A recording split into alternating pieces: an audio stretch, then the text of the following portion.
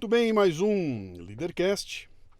Aquelas coisas do destino, né? Quando você tá pensando assim, pô, uma hora eu tenho que conversar com esses caras, uma hora eu preciso fazer um contato com esses caras, uma hora eu tenho que encontrar esses caras, pum, de repente entra um WhatsApp pra mim, né?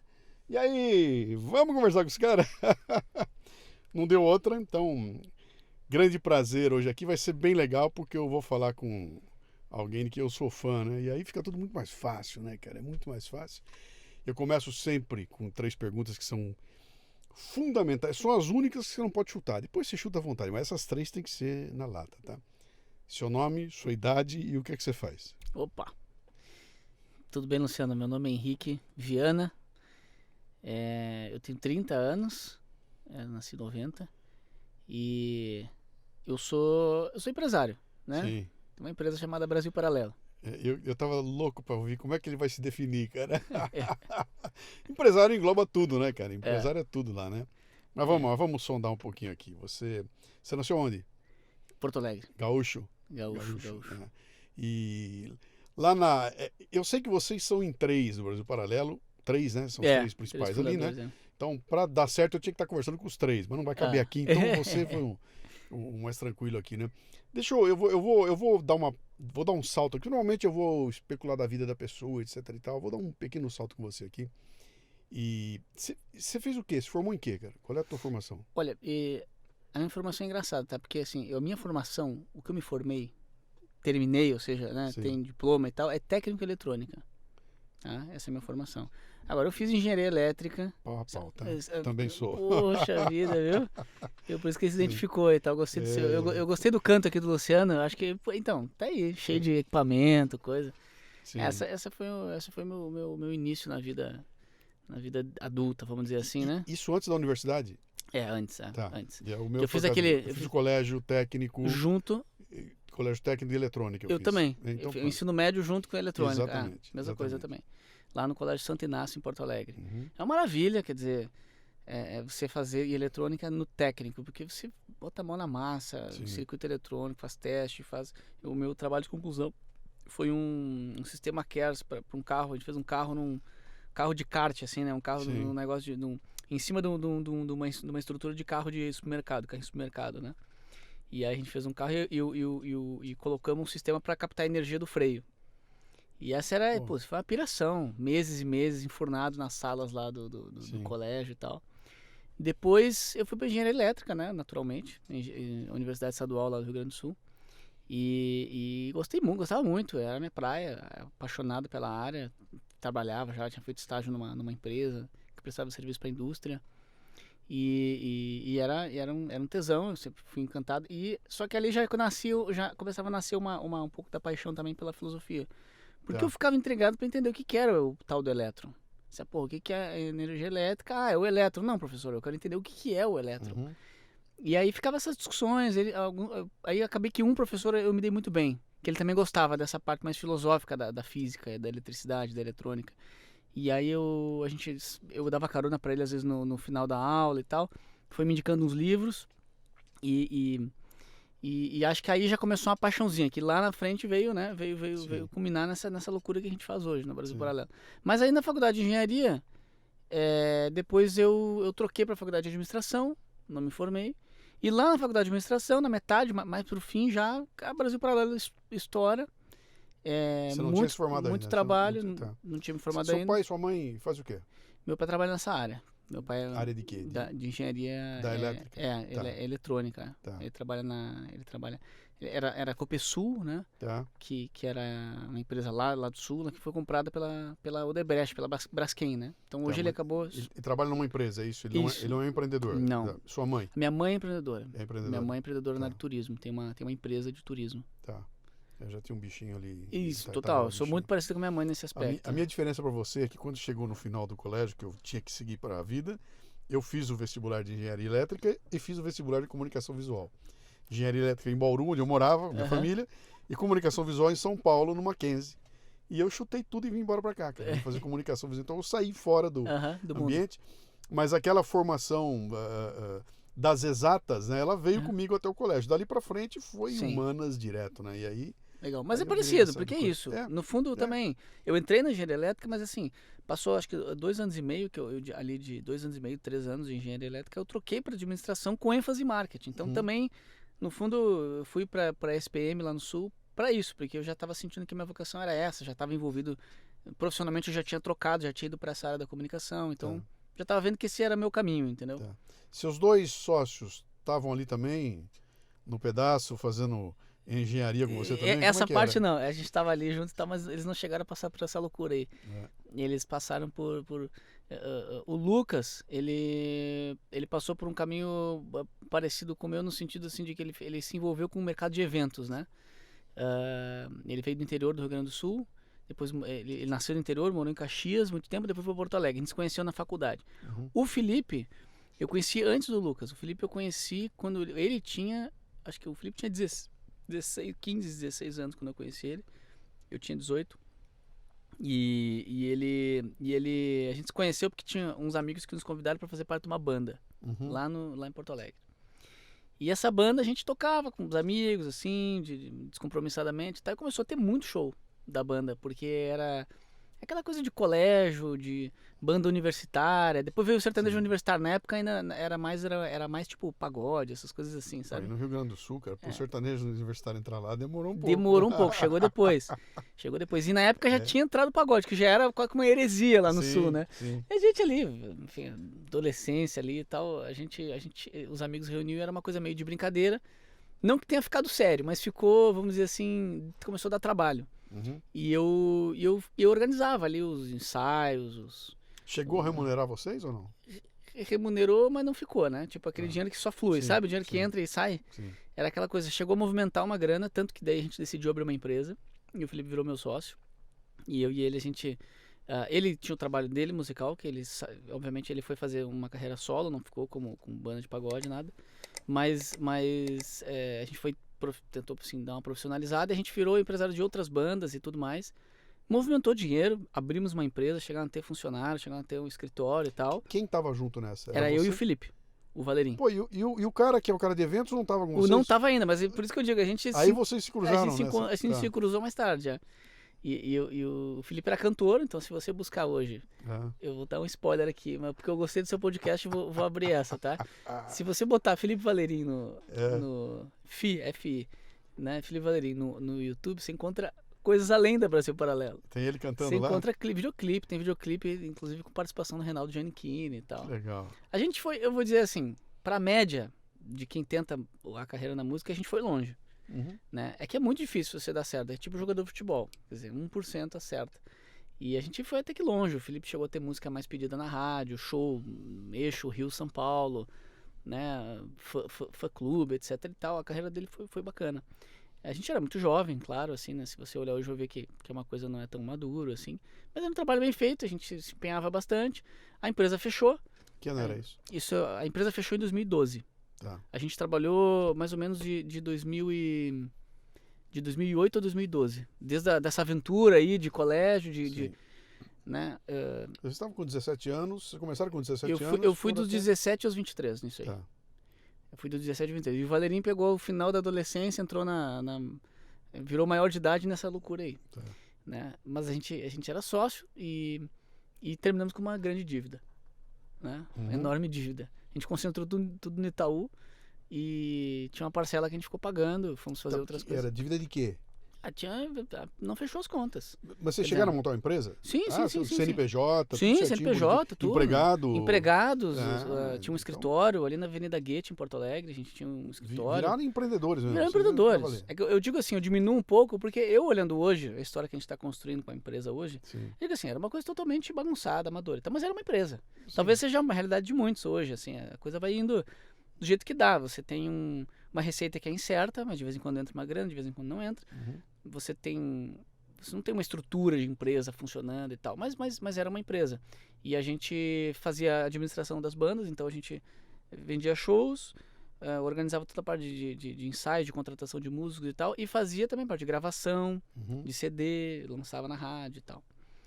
Aí trabalhando com vários tipos de banda, pop, sertanejo, reggae, tudo que é tipo.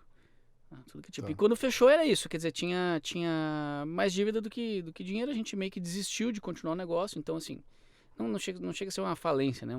Um pequeno negócio, que você chega naquele ponto que você, cara, não faz sentido continuar e não consigo mais trabalhar, preciso encerrar aqui as contas, organizo minhas dívidas e vamos pagando as dívidas e fazer outras coisas da vida. E você tinha na mão um diploma de engenheiro eletrônico? De técnico eletrônico. Você não chegou a terminar? Então, eu não terminei nenhuma faculdade. Você parou a faculdade? Eu não tenho faculdade. Tá. Eu não tenho faculdade. Tá. E os guris também não têm. Isso é que é engraçado, né? Sim. Hoje a empresa crescendo e hoje a Brasil Paralelo tem mais de 100 funcionários. Pois é.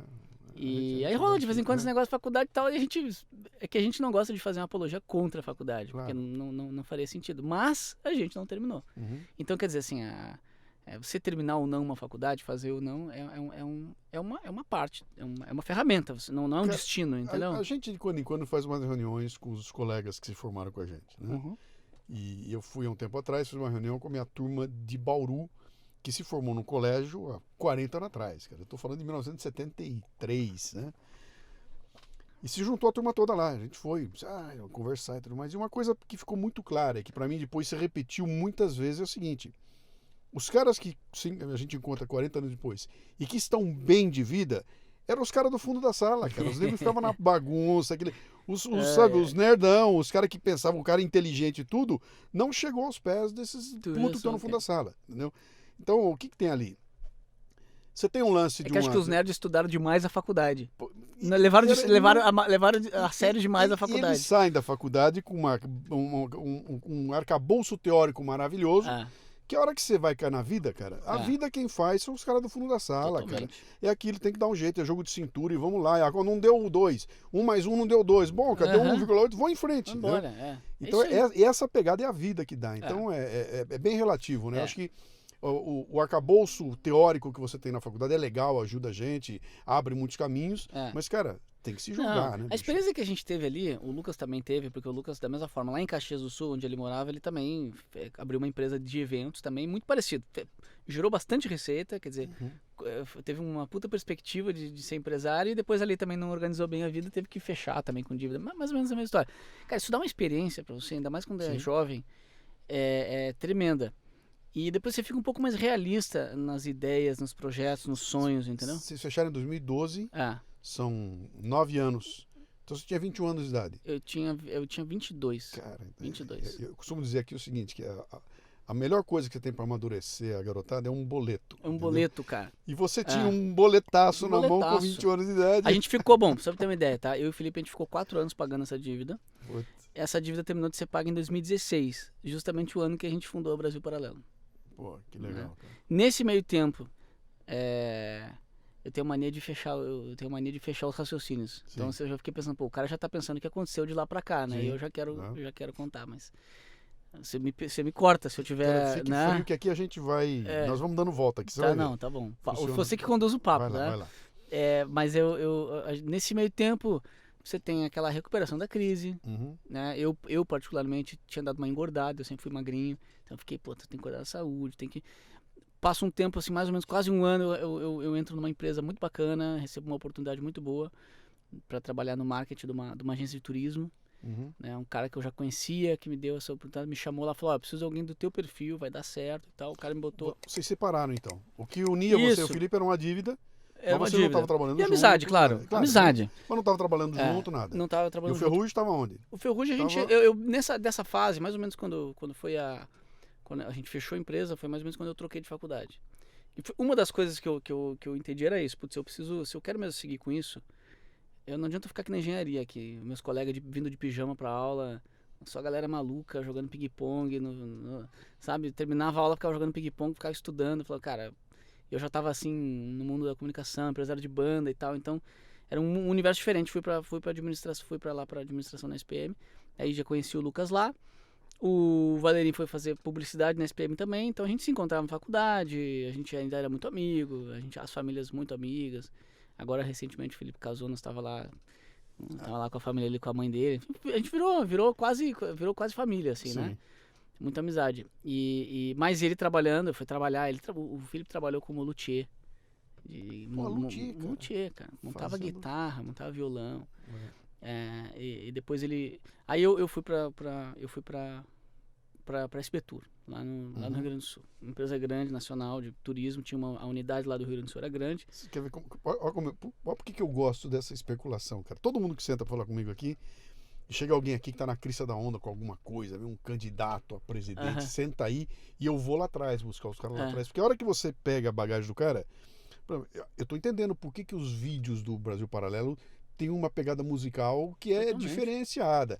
Tem uma trilha sonora que é diferenciada. Da onde vem isso? Porra, tem um luthier lá na ponta, cara. Tem um cara que é empresário de banda e tudo. Os caras eram músicos. Total. Então já saquei. Nosso sonho de vida, nosso primeiro sonho de vida era esse. A gente queria fazer um produto musical de qualidade. E a nossa busca, só que na época a gente não teve tanto sucesso nisso, era tentar casar um pouco com a demanda pop do momento, mas entregar uma letra de qualidade, uma letra de alto nível.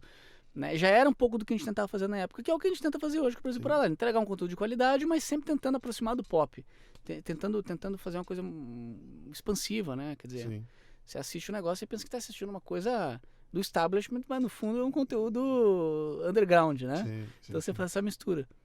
E aí o Felipe, depois você vê, olha que engraçado, né? Você vê, a gente gostava muito de trabalhar junto. Eu fui crescendo lá nessa empresa, na de turismo. No início eu tomei um puta de um tropeço lá, porque o cara me chamou e me colocou de gerente de marketing. Tinha uma equipe lá. Por mais que eu tivesse tido uma experiência como empresário, é diferente você entrar numa empresa maior e ser chefe de outras pessoas e até mais velhas que eu. Corporativo é complicado. Cara, eu entrei mal. Passei uma ideia, fui arrogante com a galera, eu não sabia, né? Eles começaram a dizer que eu era arrogante e tal, e eu achava que não. Hoje eu olho pra trás e vejo que eu tava mesmo, tava com uma postura errada e tal. Fizeram meio que um motim contra mim lá, tivemos que reformar a equipe, demitir metade, enfim, foi um difícil, eles me ajudaram na época. Beleza, tocamos. Você não vai escapar impune dessa, eu vou querer elaborar isso um pouquinho mais. Me fala um pouco dessa arrogância aí, o que era isso? Era excesso de confiança ou era insegurança que dava, a combinação dava arrogância? O que dava? Eu acho que assim, o ser humano tem essa tendência, né, ao orgulho, né? Total, né?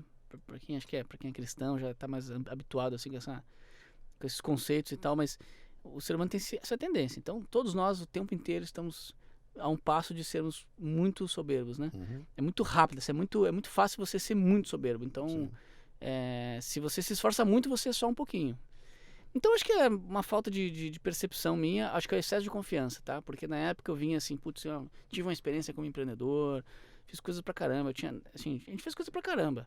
A gente fez até um contrato com o Cirque du Soleil na época, a nossa produtora pegou uma parte da produção lá em Porto Alegre. Então tinha todas umas conquistas, assim, que de uma certa forma... E eu sempre fui muito da comunicação, um cara muito de venda de sonhos, sempre fui muito vendedor de sonhos, né? Então você entra muito confiante de que as suas ideias são muito boas e tal.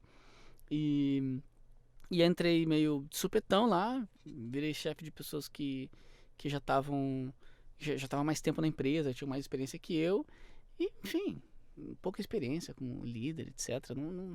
Sabe? Então aí tinha duas pessoas laranja podre, começaram a fazer um motim contra mim e tal. E aí não deu muito certo, mas foi rápido.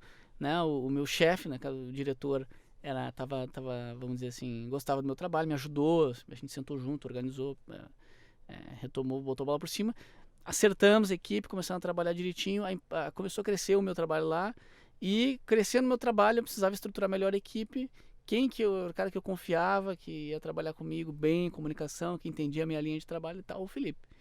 E aí eu chamei de novo o Felipe, e ele entrou lá comigo. Aí a gente, ele entrou, foi muito bom. No primeiro mês ele junto comigo, a gente já entrosamento, né? Barcelona, toca daqui para lá, a gente já fez um projeto fantástico lá, lançamos. Eu me lembro que a gente fez um monte de coisa legal. A gente na época tinha uma leva muito grande de clientes lá, que era um pessoal mais velho, que fazia viagem de grupo, tipo para Cancún, uns velhinhos assim. E a gente fez uma promoção que o pessoal ia na sede da agência, tirava uma foto, a gente botava um fundo... na praia, e os velhinhos adoravam ter uns retratos, assim. Cara, tinha muita ação de marketing foda, assim, que a gente fazia. E aí foi onde acontece a minha virada pra esse mundo da política. Porque eu tava já começando aí a ganhar uma graninha melhor, já pagava aquela dívida sem estar estrangulado, né? O Felipe também acho que conseguiu uma renda melhor ali, que nessa empresa a gente conseguia ganhar melhor. E aí é o que eu digo, quando você começa a criar um pouco de estabilidade na vida, é que você começa a se preocupar com as coisas mais banais, tipo política. Maslow explica. Maslow explica, né? É. E daí eu tava lá na SPM e tinha um grupo de estudos lá. Uhum. Aí nisso o Lucas já tava junto, porque o Lucas era meu colega lá. E a gente começou a... Foi assim, a gente tava lá na faculdade e chega lá um cara para dar uma aula, uma palestra lá na faculdade. O cara do coordenador do curso de administração lá chamou o cara e falou assim, tá aqui o cara, ele é do conselho da Ultrapar, o pai dele foi ministro aqui do Brasil, um cara importante e tal, mas ele hoje em dia fala sobre economia austríaca, etc. Ele estava dando uma palestra aqui. Chega lá o Hélio Beltrão, do Instituto Mises. Ele dá tal da palestra e a gente fica assim, maravilhado, né, com aqueles conceitos de liberdade econômica, de desenvolvimento, de estrela do mar, etc e tal, fantástico. Aquelas coisas que não se fala na escola brasileira, né? Que não se diz em lugar nenhum. E é tudo muito... aí, juntando aqui um pouco, é o que o professor Olavo fala, a verdade é auto-evidente. Sim. Quando você está diante de uma coisa que é verdade, você sente, por algum motivo, aquilo grita para você. Uhum. E eu acho que foi um pouco o que ocorreu ali. O Hélio trouxe alguns conceitos sobre regulamentação, sobre liberdade econômica, etc., sobre descentralização do poder, que a gente falou assim, cara, perfeito. É isso. E aí, no final, Sabe como é que foi comigo? Caiu na minha mão um livrinho. Chamado As 6 Lições. As 6 Lições. Espetacular. E aí, cara, aquele você livro vai lendo aquilo cara. e fala, meu Deus Leia aquele livro. Céu. Só lê aquilo, cara. Meu Deus do céu, como é cristalino, né? Dali pra frente, você tem que sair atrás. O Mises tem uma didática, né? Ele tinha uma didática muito boa. E daí a gente, na saída, falou com o Hélio, trocou uma ideia, conversou um pouquinho com ele e tal, e ele super carismático, ele falou assim, não, peraí, só um pouquinho. Aí ele chamou outro cara e falou assim, olha, esse aqui, tá aqui o Guilherme, ele estuda nessa faculdade de vocês aqui, conheçam ele se vocês não conheciam ainda, ele já tá montando um grupo de estudos aí, se reúnam e tal. E a gente conheceu esse Guilherme Beneza, um querido amigo, um judeu, figuraça, ele tá aí tocando a empresa da família hoje. E ele na época era um fenômeno, montava grupos de estudo liberais e tudo mais, e ele era super ativo e tal, o Hélio era fã dele. E a gente começou a se reunir com ele, fazer grupos de estudo e tal. Teve um núcleo importante em Porto Alegre, não teve? Teve um núcleo liberal importante lá, muito, não teve? Muito, teve, totalmente. Acho que você vai entender melhor agora que eu vou desenvolver a história. Uhum. Nesse grupo, eu lembro que o Lucas ele ficava meio de fora. Assim. O Lucas sempre foi um cara mais desconfiado. O Lucas é muito cético. O Lucas é o cara assim, da linha editorial da Brasil Paralelo. Hoje ele é responsável pela divisão de documentários. Uhum. Mas ele sempre foi o cara que puxou a régua na parte de roteiro, de pesquisa e tal, né? Quando a gente estava muito convencido de uma ideia, ele era o cara que chegava lá e dizia, opa, acho que não é bem por aí, né? Vamos entender mais, vamos pesquisar o outro lado também e tal. Mas eu já mais político, mais do relacionamento, me joguei nesse grupo, participava todo sábado. Daqui a pouco chega um colega lá no grupo, começa a participar, um menino descendente de holandês, do interior do Rio Grande do Sul, começa a participar, e daqui a pouco ele fala, cara, eu vou concorrer a deputado. Um tal de Van Hatten? Um tal de Van Hatten. Sabe como é que é a minha relação com o Van Hatten?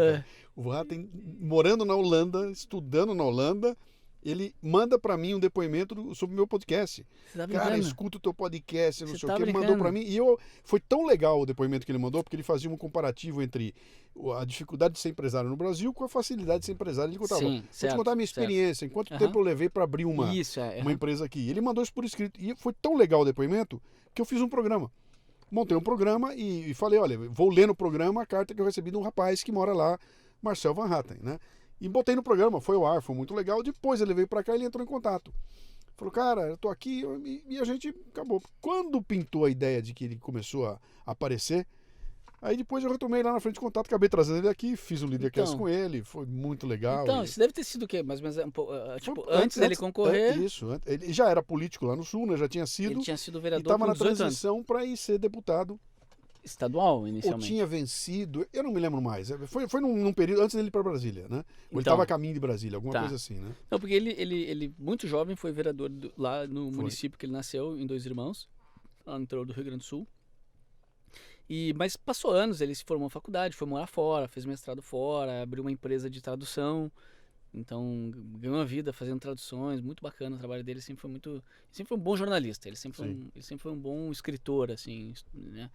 E daí, quando ele começou a participar desse grupo lá da SPM, Ele começou a participar lá, assim, porque na época ele tinha um namoro, uma coisa assim, eu não vou expor aqui o Marcel, mas é isso, ele ia lá, acho que talvez mais pela menina do que pelo grupo de estudos. Mas era também um cara que chegou, que já tinha um reconhecimento ali no grupo, como um cara que entendia mais. Sim. Porque ele já tinha, assim, mestrado fora, e ele já tratava desse tema do liberalismo há mais tempo que nós. Então a gente escutava ele também, era um cara que tinha um respeito no grupo ali.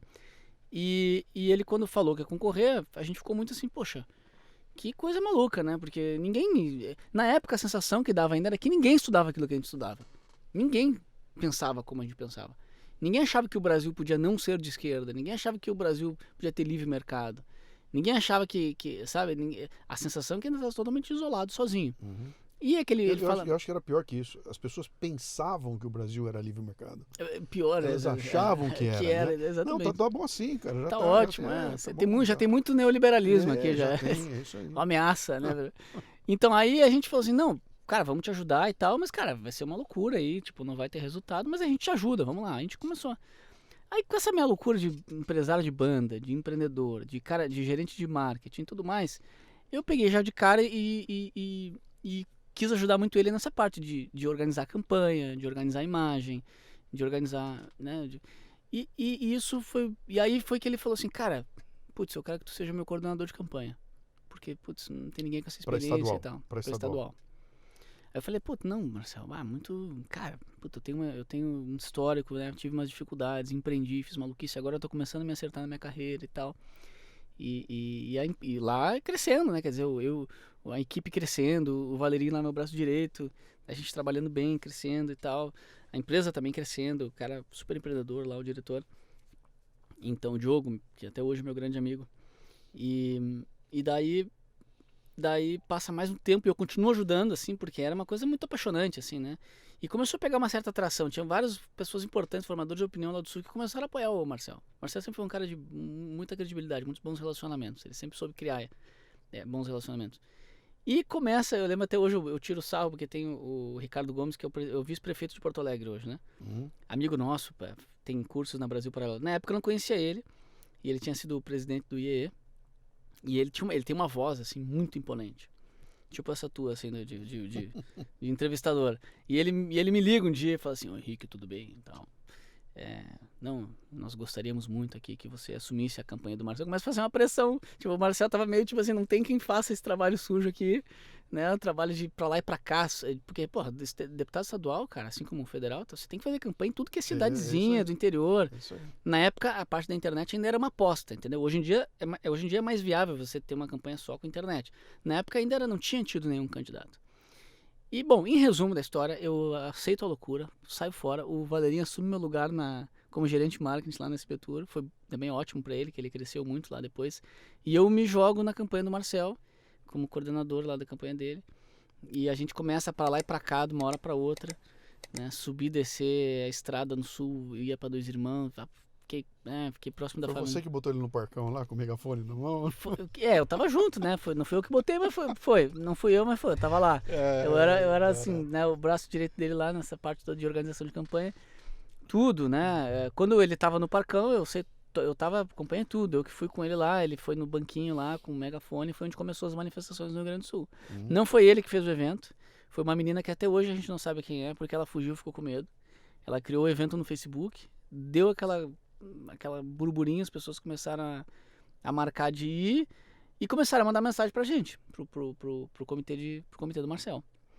E a gente dizia assim, pô, Marcel, e aí, né? Tal. Ele falou, não, vamos lá. Ele falou, não, tu tem que ir mesmo, tu tem que liderar essa turma, tu é a única referência. Por quê? Pra recapitular um pouquinho. Quando começa a campanha do Marcel, você tinha uma baita turma engajada. Começou a ter muita gente engajada, jornalistas, empresários e tal. Foi bem legal, foi bem entusiasmante o início. Porém, não tinha ainda, não era uma coisa assim que tivesse público. Para muita gente era uma aposta, era uma campanha tipo daquelas, era uma campanha ideológica, né? Era uma campanha assim, cara, essa campanha aqui é uma campanha de ideias que a gente defende, mas que não tem tração na sociedade, mas vamos defender.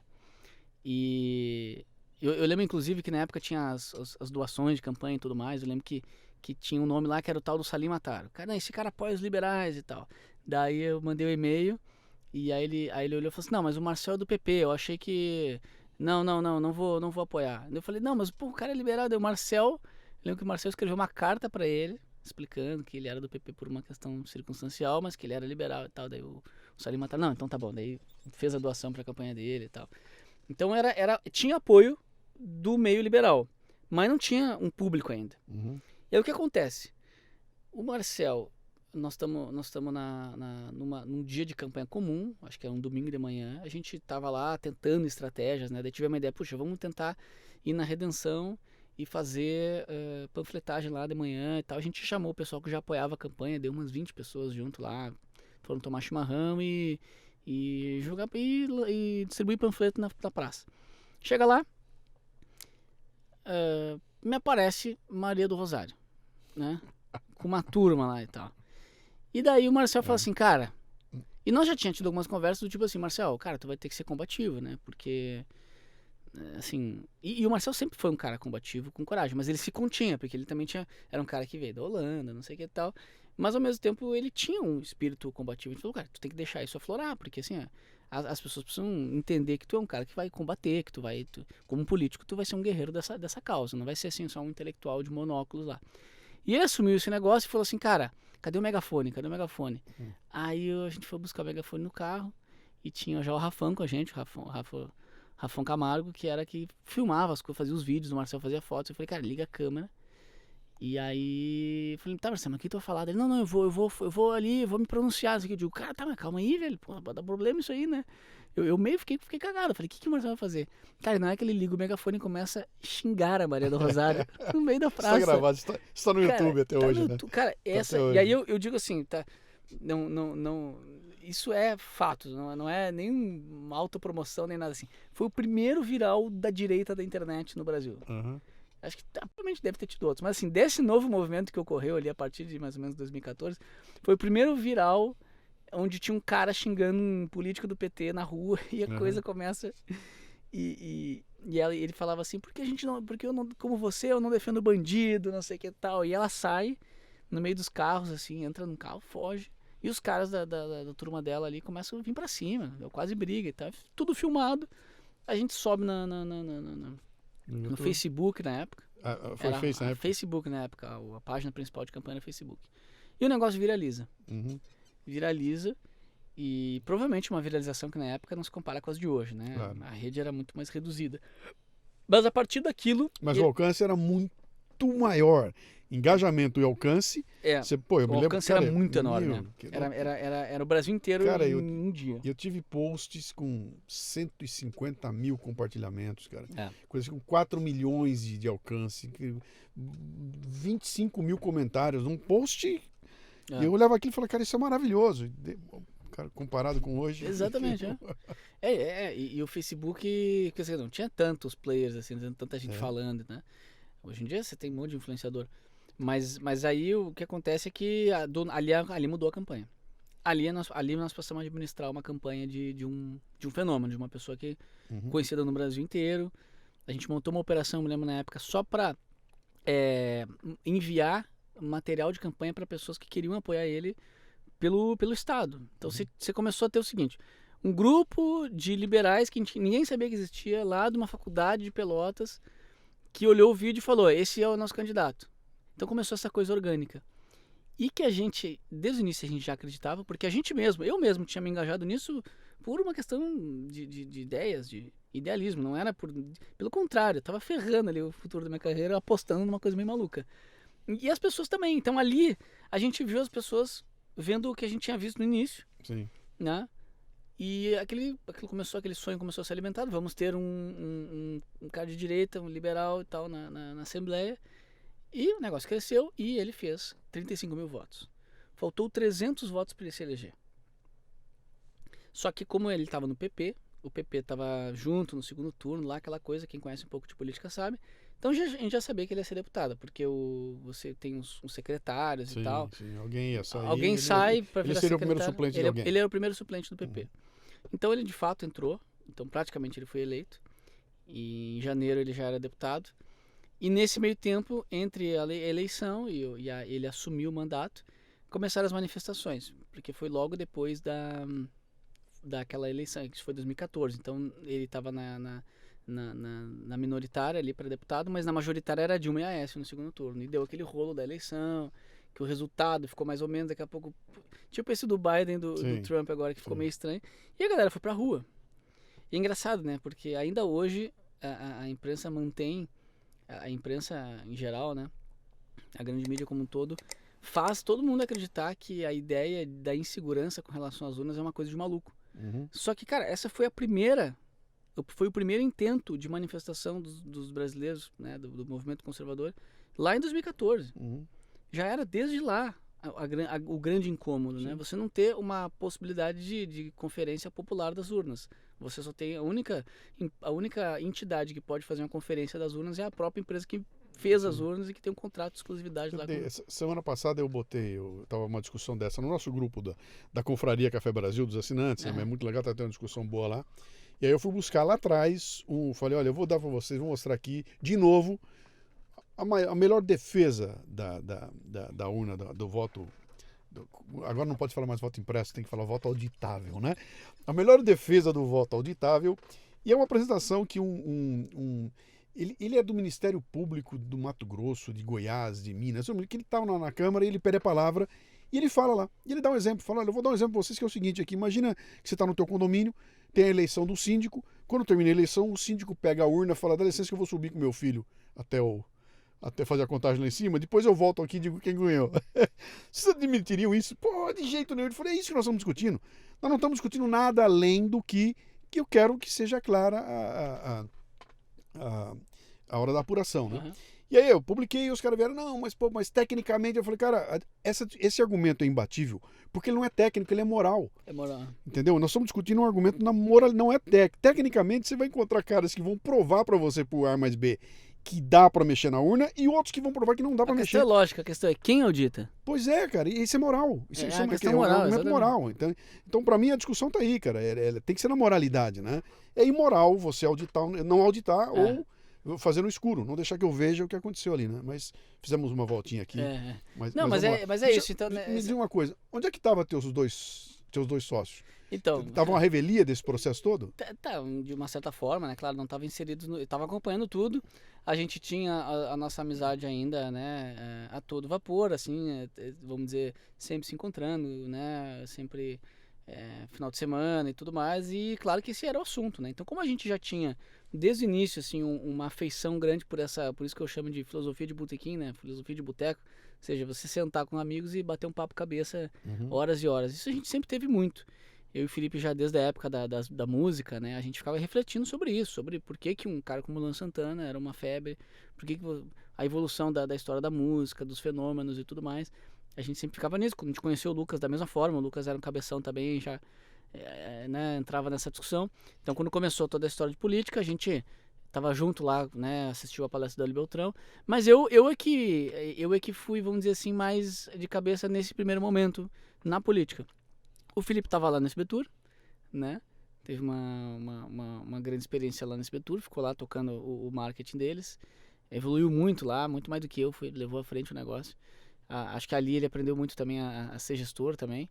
E o Lucas teve outras experiências em Porto Alegre, né? Outras experiências profissionais, várias experiências. Ele foi sócio de um outro negócio e tal, foi também gerente de uma outra empresa. E eles acompanhavam esse meu processo. E foi engraçado que, assim, quando começou a acontecer essa coisa das manifestações, o Marcel virou referência ali, né? Sim. Banquinho no Parcão, megafone e tal. Então eu tava ali em volta também. Eu entrei com o Marcel, quando ele entrou na Assembleia, eu ainda fiquei com ele um tempo, montando equipe, eu coordenava esse time de comunicação. E, naturalmente, também, eu acabei participando de todo esse processo. Por dentro desse processo das organizações das manifestações, né? Carro de som, faixa, panfletagem. Que ano era isso? Isso foi de 2014 para 2015. Nós já tínhamos passado pela experiência do 2013. Já tinha. Aquela loucura de 2013. 2013 foi um aquecimento só. Tá. Em 2014, com a reeleição da Dilma, aquele burburinho ele começa a tomar uma forma, que essa forma é a forma do movimento conservador, né? É as pessoas que querem basicamente fora PT, fora Dilma. No início não tem muita consciência do que é, do que não é. E essa consciência vai começando, vai tomar forma nos próximos anos. A partir de Brasil Paralelo e de vários outros players aí de mídia alternativa, né? que as pessoas vão começar a entender bem o que era esse anseio e tudo mais. E foi exatamente o que a gente faz nesse início. A gente tá ali, pra lá e pra cá e tal. Um dado momento eu saio do Marcel, sentei com ele e falei, cara, eu não quero ser, desculpa, né, com todo respeito, mas não quero ser, não tenho muita vocação para ser funcionário público, funcionário de político e tudo mais, não gosto muito. Apesar de ter me apaixonado por todo esse movimento, né, que a gente criou, eu vou ver o que eu faço e tal. E a gente ficou, assim, muito tempo ainda muito próximo e tudo mais. A gente, é claro, ainda é próximo, amigo. Outro dia ele esteve lá na Brasil Paralelo, a gente conversou bastante. Mas eu fiz consultoria para vários outros políticos, fiz consultoria para outras campanhas, para do Camusato, do Ricardo Gomes, do Vinícius Poit aqui de São Paulo, do Luiz Felipe de Orleans Bragança. Então, cheguei ainda a ensaiar, vamos dizer, uma carreira nesse sentido. Mas eu também não... Não era o bicho. Porque, cara, quando você... Assim, a política é muito chata, cara. Você tem que ter muita vocação para isso, não é a minha, entendeu? Política mesmo, política Brasília, assim, sabe? É um negócio... Eu sempre fui um cara mais dessa... Imagina, você tava lá na música, sempre fui um cara da cultura. Sempre quis trabalhar nesse âmbito mais da cultura. E a ambição empreendedora também, porque eu já tinha tido uma empresa, eu não tinha descansado, eu queria ainda ter uma empresa de sucesso, eu, né, nasci numa família classe média, eu queria um dia, quem sabe, ser rico, ter um patrimônio bacana, ter uma carreira de sucesso. Na política você só tem um jeito de ficar rico, né, que é roubando. Então, então não tinha uma perspectiva ali, né? Vamos pausar aqui então, porque já vai começar da gritaria aí. Vamos lá. O que ele quer dizer aqui? Ele quer dizer o seguinte, cara, o político ganha um salário. Exato. Cara, é um salário que não é um salário ruim, pelo contrário, cara. Você vai pegar um deputado lá em Brasília que ganha 30 e poucos pau. Não, mas pera um pouquinho, é 30 e poucos pau livre, tá? Porque esse cara não paga pra moradia, ele não... Cara, então é uma boa grana, mas não é grana suficiente pra você ficar rico, pra falar, cara, fiquei rico, sabe? Não é. Você pode ficar tranquilo, levar uma vida tranquila, mas você não vai juntar Você com esse salário aí, você consegue um padrão de vida alto. Sim.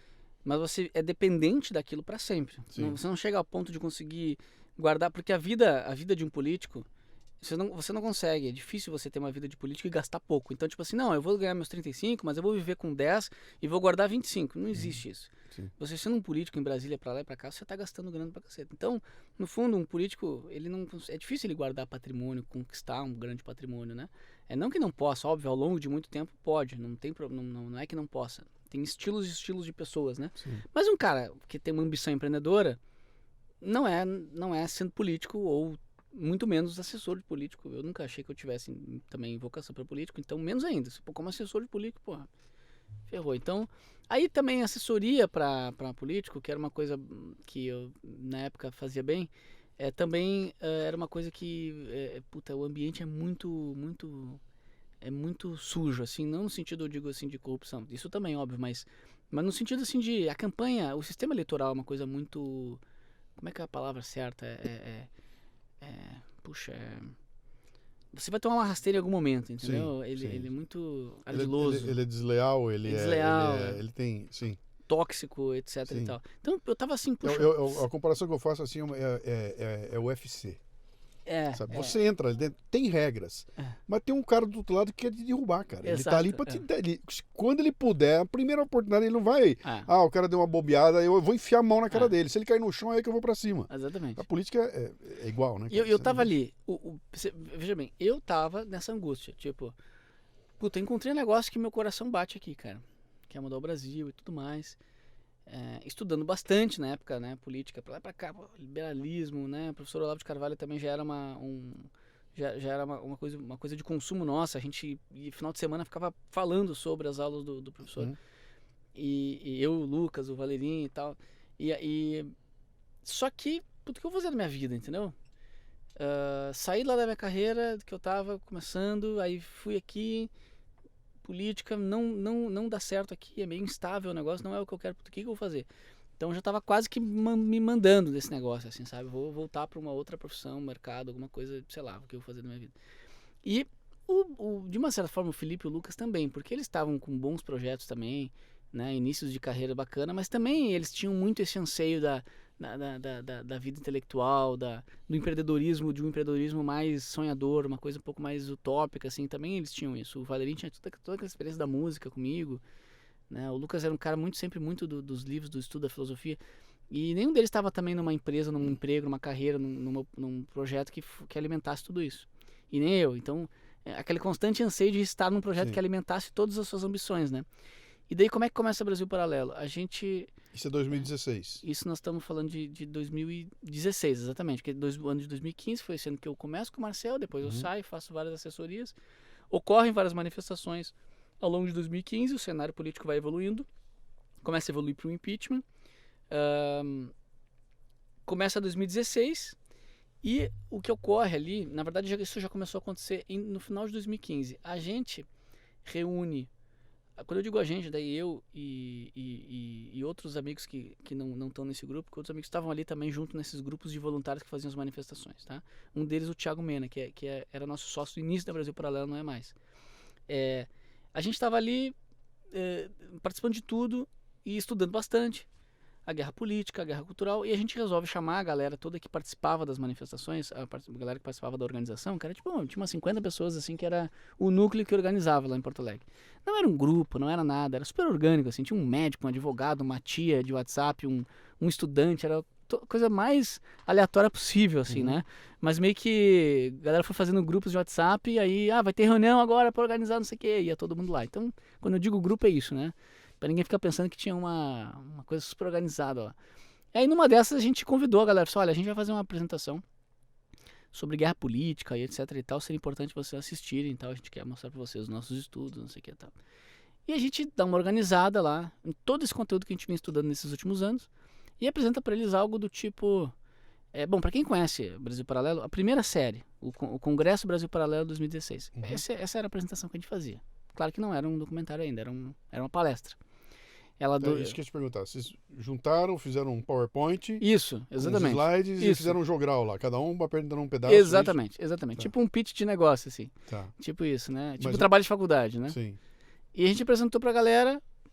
Na época, na primeira vez, eu foi uns 5 caras. E foi só os mais velhos, assim.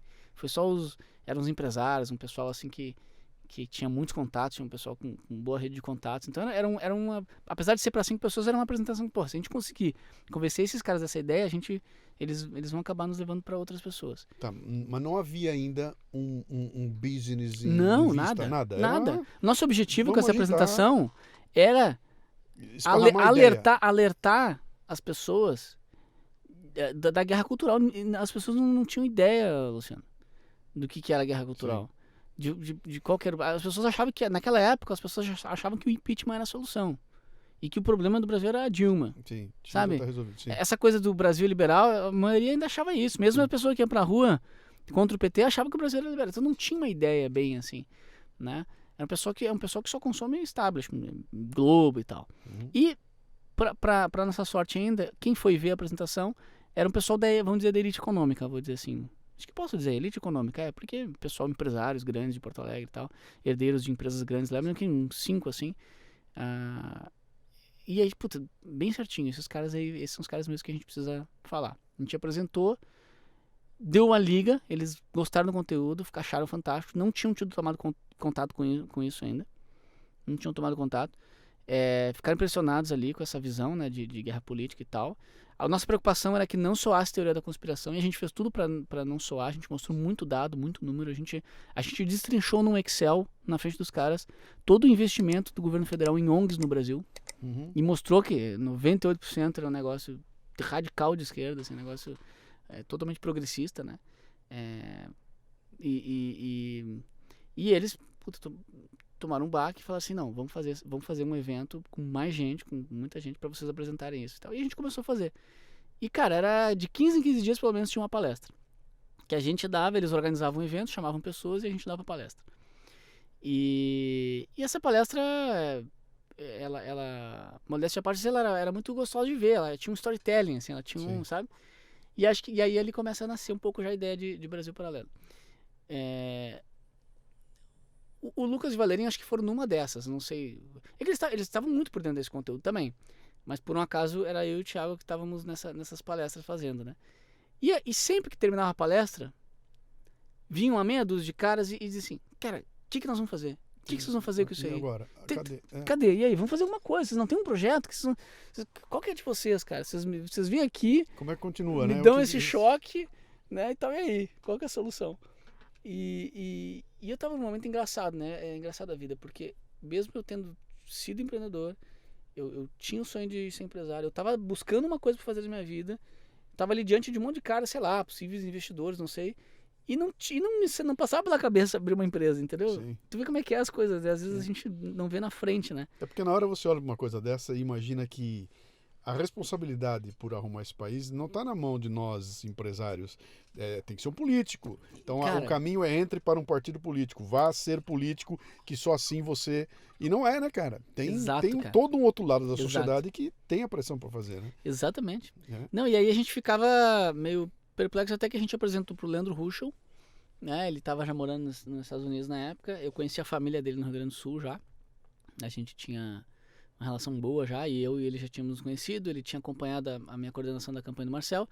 Então eu falei, cara, tem um negócio aqui pra te apresentar, ver o que tu acha. Apresentamos e ele adorou. Ele já era aluno do Olavo na época. Apresentou o quê? Essa palestra. Ah, palestra. A palestra Não era um business plan Não, ainda. não era um business ainda, era ainda a palestra. Tá. Assim, era uma coisa meio missionária. A gente pegou aquilo como missão, cara. Sim, E a gente percebia que algo de bom ia sair dali, sim. sabe? Não sabia o quê, né? Mas a gente muito provocava que os outros fizessem algo, né? A nossa missão era só expor as ideias. Até que quando apresentou pro Leandro, o Leandro é um empreendedor, assim, um cara fantástico, assim, né? Ele tem uma visão, assim, incrível. E até que na época ele já tinha, assim, várias empresas de sucesso morando lá nos Estados Unidos e tal. E já era um cara referência ali pro Sul, né? Um cara que já tinha saído dali, ganhado, né? Feito patrimônio e tal. Então ele assiste aquele negócio, só que ele, já aluno do Olavo de Carvalho, ele olha e fala assim, caralho, velho, isso aí é o que eu sempre tento explicar para as pessoas, eu não consigo. E vocês conseguiram. Então, cara, puta, isso aí tem que chegar no Brasil inteiro, você tem que dar um jeito. Eu falei, então, Leandro, aproveitar que tu tá falando isso, olha, tá todo mundo falando isso aí. Só que é o seguinte, eu não sei o que fazer.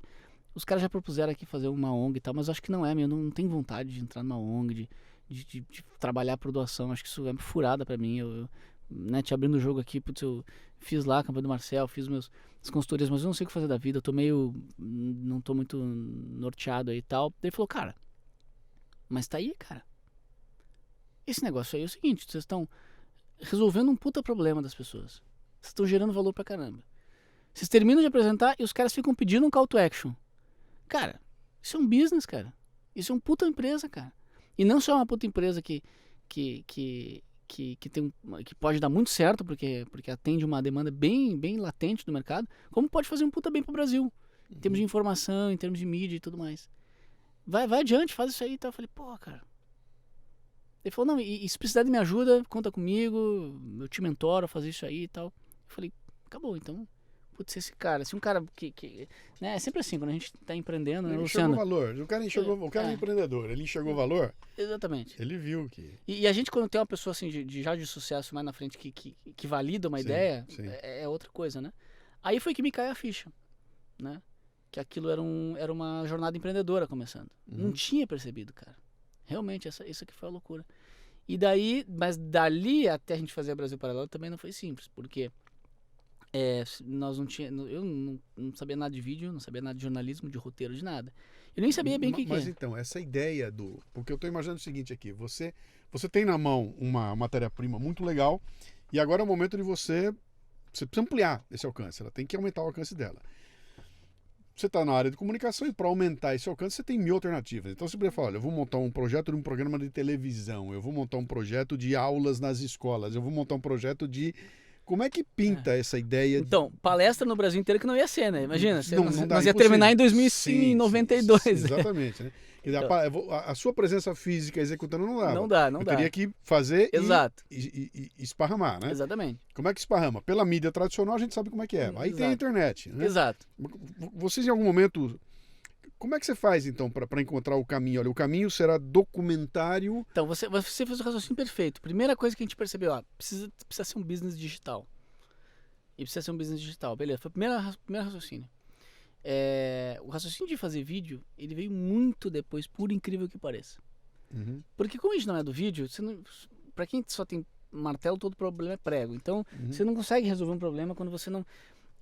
Bom, eu fui começar a chamar as pessoas. Então, daquelas pessoas que apresentavam comigo, eu falei com o Thiago, que era o único que estava disponível, o resto tinha suas carreiras, suas outras coisas e tal. Inclusive, um deles, meu cunhado, hoje eu casei com a irmã dele, ele estava junto, participou, o Rafael participou de todas as apresentações, mas ele tem uma rede de restaurantes, ele estava na época também captando investimento e tal. Aí eu e o Thiago começamos e logo e o Leandro nos mentorando. E aí eu chamei o Lucas e o Felipe. Chamei o Lucas e o Felipe e o Rodolfo, que é mais um amigo nosso que também não ficou. Ficou no primeiro momento e depois saiu. Veio junto com o Lucas de Caxias, um grande amigo, cara que fez toda a identidade visual desde o início, ilustrador e tudo mais. A gente então começou ali em 5, né? 5, era eu e o Thiago, depois entrou os dois, o Lucas e o Felipe se tornaram sócios depois de um tempo. A gente foi organizando, o Leandro me ajudou muito a fazer essas propostas, organizar isso de forma que as pessoas entrassem, e ele me incentivou desde o início a fazer uma sociedade, fazer uma partnership, né? Fazer um modelo em que de vários donos e não de um dono só. Ele é sócio da XP, ele tinha essa experiência com a XP já desde o início. Então foi bacana, ele já deu esse alto nível de solução para montar um business porrada desde o início. E a gente começou a trabalhar sem nome de empresa, sem projeto, sem nada. E a gente varava a madrugada. Sem CNPJ, era um grupo de amigos criando algo. Exatamente. Eu investi o dinheiro que eu tinha, aluguei uma sala, comecei a fazer alguns investimentos e logo começamos já. A gente abriu o CNPJ já desde cedo, né? Abriu a empresa. Então a ideia já era bem concreta de fazer um negócio. Sociedade. Vocês já abriram com sociedade, com cota, tudo certinho. Né, no início era só eu, o Leandro e o Thiago. Sim. Porque o Leandro, a gente chama e falou assim, olha, quer ser sócio e tal? Não como investidor, mas a gente te quer junto. Porque eu sei que se tu tiver sócio do negócio, nem que seja um pouquinho, tu vai ajudar mais, né? E foi o que aconteceu. Ele foi um cara fundamental. Sempre de longe, nunca foi um cara que trabalhou no business. Ela já nasce como uma empresa de criação de conteúdo e distribuição. Exatamente. Apesar de que ela no início tinha ainda um KNAI para plataformas de crowdfunding, porque a gente achava que era uma possibilidade a gente usar aquela palestra para criar um serviço de crowdfunding para projetos. Tá. Que no fim, porque tu vê que a gente não entendia ainda que o nosso negócio era um negócio de mídia mesmo. A gente achava que a apresentação era um meio para algo. Sim. E não um fim em si mesmo, de mídia, né, de informação. Que no fim da linha é educação, né, cara? Educação. Vai chegar um momento que, pum, é educação. O negócio da gente é educação. O negócio nosso é educação. Né? E aí a gente começa essa loucura de vira noite, passa uma semana e nada, e passa outra semana, e nada assim, várias coisas, mas não se chega a uma conclusão, né, de qual que é o modelo exato de negócio, qual que é o MVP que a gente vai apostar. E daí... Até porque vocês não tinham nem onde se apoiar, né? Não tinha algum, você olhar para... Olha, tem uma referência ali. Não existia nada, né? Não. A primeira ideia foi fazer um congresso online com os principais caras que estavam no debate político no momento, para explorar aqueles temas ali que nós tínhamos colocado no... Então a nossa ideia, a gente menosprezou um pouco inicialmente a nossa palestra. A gente foi para cima de os caras e tal. E a gente começou, assim, bom, o Felipe, ele pegou e falou assim, cara, vamos arranjar uma câmera. Ele arranjou, viu qual que era a melhor câmera, começou a fazer tutorial na internet de como mexer na câmera. E baixou um Premiere lá, sei lá, piratão. Um piratão e começou a fazer. E daqui a pouco, cara, não é que o cara pega lá, a gente marca entrevista com um cara que era mais próximo nosso lá de Porto Alegre, que era professor da faculdade, mas que também discutia uns assuntos políticos, que era o Ricardo Sonderman. Inclusive ele lançou um livro do Churchill há pouco tempo, Discursos do Churchill e tal. É um puta cara. E ele gravou entrevista pra gente lá em Porto Alegre, e o Valerinho chegou lá e montou, etc e tal. E, cara, né, que a entrevista fica ótima. Depois também a filha dele fazia cinema, e aí ele falou, não, vê se minha filha não trabalha com vocês e tal. E aí entrou a Júlia lá com a gente. A Júlia Sonderman trabalhou no primeiro lançamento com a gente. E foi fundamental, porque era uma única pessoa que nós tínhamos do cinema lá, para dar alguma referência. Hoje a Júlia é sócia da Lumine TV, do projeto da empresa também, que chama Minha Biblioteca Católica, que é um grande projeto. Ela é esposa do Matheus Basso e tal, enfim, tem uma história muito bacana. Mas aí, essa primeira entrevista que a gente grava, a gente olha e fala assim, cara, tá muito lindo. Porra, que isso, cara? Porra, como assim? Então o Felipe, ele meio que descobriu um talento, né, cinematográfico sem querer. Sim. E aí a gente falou, tá, vamos gravar mais então, e vai ser assim, o nosso congresso não vai ser ao vivo, porque ao vivo seria impossível. Nós vamos gravar todas as entrevistas e nós vamos subir numa ordem. Então a gente aprendeu, a gente estudou um modelo de congresso online que tinha na internet na época, que você pegava os especialistas de um assunto, tipo congresso de educação física. Sim. Daí você pegava os caras e tal, e tinha inclusive lá uma indicação de como é que você poderia monetizar aquilo. Tudo feito para construir uma lista, né? Uma lista de leads construir e uma tal. Lista, a lista aí você ia malhar a lista. Exato. Porque, e nada melhor do que você... Foi uma febre, na época foi uma febre. Teve uma febre. Todo mundo fazia isso. Queria fazer lista. Até hoje, então. Mas assim, você vê como faz bem, desde o início, você ter que dar lucro. Uhum. A melhor bênção que pode ter na sua vida é você estar encurralado, precisando de lucro, precisando de resultado financeiro, que daí você vai criar as melhores coisas. Então a gente desde o início sabia, cara, a gente decidiu. Imagina, eu convidei o Lucas e o Felipe, puta, também os dois saíram de coisas que eram mais ou menos garantidas. E claro que era o sonho deles também trabalhar com alguma coisa do tipo, né? Mas também todo mundo assim falou, cara, estamos fodidos. E fomos gastando, eu gastei tudo que eu tinha. Eles também, porque o dinheiro que eu no início pude pagar para eles era muito pouco. Então eles também praticamente empobreceram do nada, né? Aí a coisa começou a andar. E aí a gente pegou ainda muitos empréstimos. Aí o Leandro nos ajudou. O nome do Leandro ajudou, né? Para pegar uns empréstimos, tudo com 3% de juros ao mês. Tudo pesado. E daí assim, quando a gente começou... Aí a gente começou a dar certo, a gente montou a marca Brasil Paralelo. Então o nome era Congresso Brasil Paralelo 2016. Tinha uma landing page, começamos a captar leads. O Rodolfo mandou muito bem no design. A gente desde o início sabia que o negócio tinha que ser pop, tinha que ter um design de alto nível. A gente acertou a mão nisso. E os caras começaram a topar a gravar, porque era muito bonito, era bem organizado e os vídeos estavam ficando bons. Uhum. E... Não havia ainda a visão da assinatura recorrente. Não. Ainda não tinha nada disso. Não, isso veio anos depois. Vamos vender um pacote, a gente vai vender um evento, começo, meio e fim. O evento vai ser gratuito e a gente vai vender um pacote de extras. Tá. Era isso. E foi isso que a gente fez basicamente. Teve só uma pequena mudança no meio do caminho com influência do Olavo de Carvalho, eu vou te contar depois. O que aconteceu? Os caras começaram a topar. Daqui a pouco tinha... O Pondé topou em São Paulo. E foi assim. Por exemplo, o Olavo de Carvalho topou porque foi através do Leandro. Acho que na época o Leandro também intermediou com o Rodrigo Constantino. Através do Marcel eu consegui também uns políticos. E a gente foi conseguindo. Mas o Pondé foi louco. O Lucas ligou pro escritório do cara lá na faculdade, que ele dava aula, não lembro qual que era a faculdade. Falou com a secretária.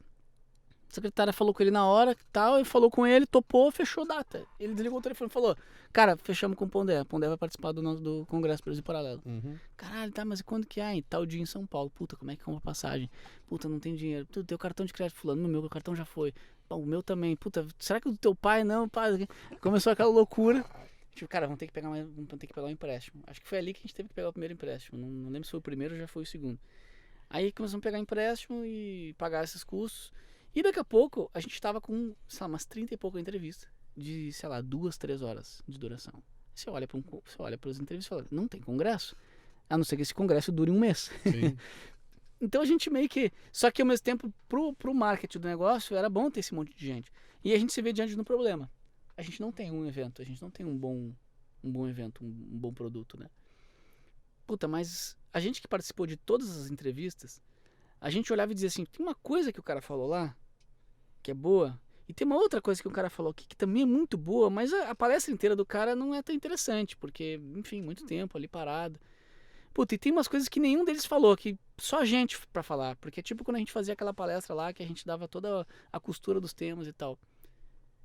Puta, daí foi que a gente se ligou e falou assim, cara, no fundo, a palestra lá, que deu início a tudo isso, é que tinha uma narrativa. E é isso que é legal, é isso que as pessoas gostam. Uhum. Você vê que muitas vezes acontece isso com o empreendedor. Alguma coisa é a que move no início, que gera percepção positiva, e no meio do caminho ele perde um pouco aquela ideia original, né? Uhum. E isso é a coisa mais perigosa que existe. E aí a gente teve a sorte de resgatar isso. E aí foi que o Felipe, na época, que ele tava nessa de vídeo, não sei o que e tal, ele pegou, a gente desenhou para ele, eu e o Thiago, o roteiro da palestra. Ele pegou uma partezinha ali, pegou uns trechos que tinham a ver com aquela parte, montou, fez uma locução no fone do iPhone, botou no Premiere ali, colou uma coisa na outra, pegou umas imagens de banco de imagem e ele criou uns 5 minutos de documentário. E mostrou. Só pra ter uma ideia, cara, a gente foi chamar de documentário acho que lá por 2017, 2018. Ainda a primeira a gente não tinha... Não é que a gente não tinha coragem de chamar de documentário, a gente realmente não considerava um documentário. Uhum. A gente considerava um vídeo. uma montagem de vídeo, nossa, né? E, cara, a gente falou assim, é assim que tem que ser. Vai ter que ser assim o evento, nós vamos ter que editar tudo isso. E tá, e qual que é a base de roteiro? A base é a palestra. Sim. E aí foi o primeiro esqueleto de filme nosso. Uma palestra que serviu de base para um roteiro, umas entrevistas coladas uma na outra, com preenchimento de banco de imagem, de locução, etc e tal. E ele, a gente viu a nossa vocação de fazer documentário. Porque a gente começou a fazer o negócio e a gente, dominava aquele negócio. Tecnicamente era muito difícil pra gente, tanto que a primeira série, se você assistir lá, você vê que é bem inferior em termos de imagem e tudo mais. Sim, sim. Mas a concatenar conteúdo, a didática do negócio, o storytelling, tu viu que já tinha ali, né? E ali o Lucas já começou a pegar também a parte de roteiro, foi ali que ele despertou também para esse negócio. Depois ele emergiu nisso, né? Hoje ele, a vida dele tá. Ali, finalmente vocês encontraram, então. A gente começou a se encontrar. Qual é o produto, né? Qual é o produto que tinha que ser entregue ali? Ah. Onde entra o Ícaro de Carvalho? O Ícaro, nessa época, quando estava no negócio de congresso, a gente tinha um dos caras principais que fazia isso, que dava esses cursos sobre o congresso. A gente entrou em contato com ele e falou, cara, não quer nos ajudar aqui, assim e tal. E o cara meio que deu um snowball, assim e tal. E a gente falou, a gente precisava de um cara especialista em marketing digital para dar uma força. Sim. E na época o Ícaro também estava começando, ele estava também com o Novo Mercado já na época e tal. E aí a gente se inscreveu no Novo Mercado, viu umas aulas dele, entrou em contato com ele. E ele... Vocês não conheciam? Eu achei não. que tinha uma relação de amizade de alguém com alguém ali, não? Eu acho que o Leandro tinha conhecido ele de alguma forma em algum projeto. Uhum. E aí o Leandro acho que foi a ponte, o Leandro deu o contato dele, mas a gente não conhecia. Mas vocês chegaram lá, batendo na porta Sim. com um fornecedor. Exatamente. Eu quero um fornecedor. Exatamente. E daí, só que o Ícaro tinha esse alinhamento, ele pulsava com essa coisa também de política e tudo mais. E a gente se deu bem de cara, fizemos já ali logo uma amizade e tal, e ele topou participar. Então ele topou fazer consultoria, ele pegou um FII do projeto, a gente não tinha como pagar, né? Mas ele topou, ele achou que tinha potencial.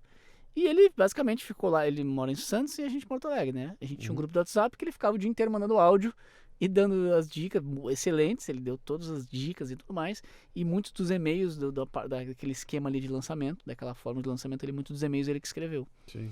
E ele deu muito da metodologia que a gente usou no lançamento, ele deu muitos insights no meio do caminho que foram fundamentais, e ele participou do primeiro lançamento, assim, como quase que um sócio do projeto, um consultor de marketing, mas que pegou um FII também. Ele teve aí nessa cadeirinha, tá? Então quem quiser, escute o Leadercast com o Ícaro de Carvalho, que complementa um pouco essa história. Ele conta um pouco da história lá. É um maluco. Também doido. Tem o Leadercast com o Marcel Van Hatten, que também conta um pedaço da história. Então, faça uma maratona aí que dá pra saber a história toda lá, né? Mas aí vocês então... Aí entrou o Olavo de Carvalho. Isso, e aí? A gente apresenta pra ele primeiro a nossa ideia. Faz uma reunião por vídeo com ele. Fala, boa noite, professor e tal, né? Isso aqui é um pouco fruto da gente, né? Da gente ser seu aluno aí, das aulas e tal. Ver o que o senhor acha, né? Será que a gente tá certo aí a tese e tudo mais, né? Ele viu tudo e falou assim, olha, tá certo, né? É isso mesmo. E assim, o projeto de vocês é um projeto midiático. E tá certo, e é isso mesmo. Acho que vai dar certo com um projeto midiático, porque não tem quem atenda essa demanda hoje na sociedade. E vocês acham que vão dar certo por causa disso, tal. Mas tem uma coisa que eu acho que não está prevista aí, que eu acho que vocês têm que fazer, que é vocês vão falar com muita gente e essas pessoas, elas querem mudar o Brasil. Se vocês não criarem um senso de comunidade, não criarem um cadastro, não unirem essas pessoas, vocês vão estar deixando de fazer uma coisa que é muito importante e que é o que a gente precisa. As pessoas precisam estar unidas, precisa ter um senso aí de... E a gente falou assim, putz, faz muito sentido. Faz muito sentido. Tá, beleza. Aí marcamos uma entrevista com ele. Acho que um mês depois eu tava lá nos Estados Unidos para entrevistar ele. Gravar a entrevista dele e tal. Foi muito, muito querido, nos recebeu lá, muito simpático. Ele é totalmente diferente desse cara que fica brigando e tal, né? Atenção, quem não ouviu ainda, ouça o Leadercast com o Olavo de Carvalho. Eu fui pra lá e fiz um. Nossa. Ele te recebeu bem também lá. Ficou fumando lá e... Figuraça, cara. Figuraça. Foi assim, inacreditável, cara. Inacreditável.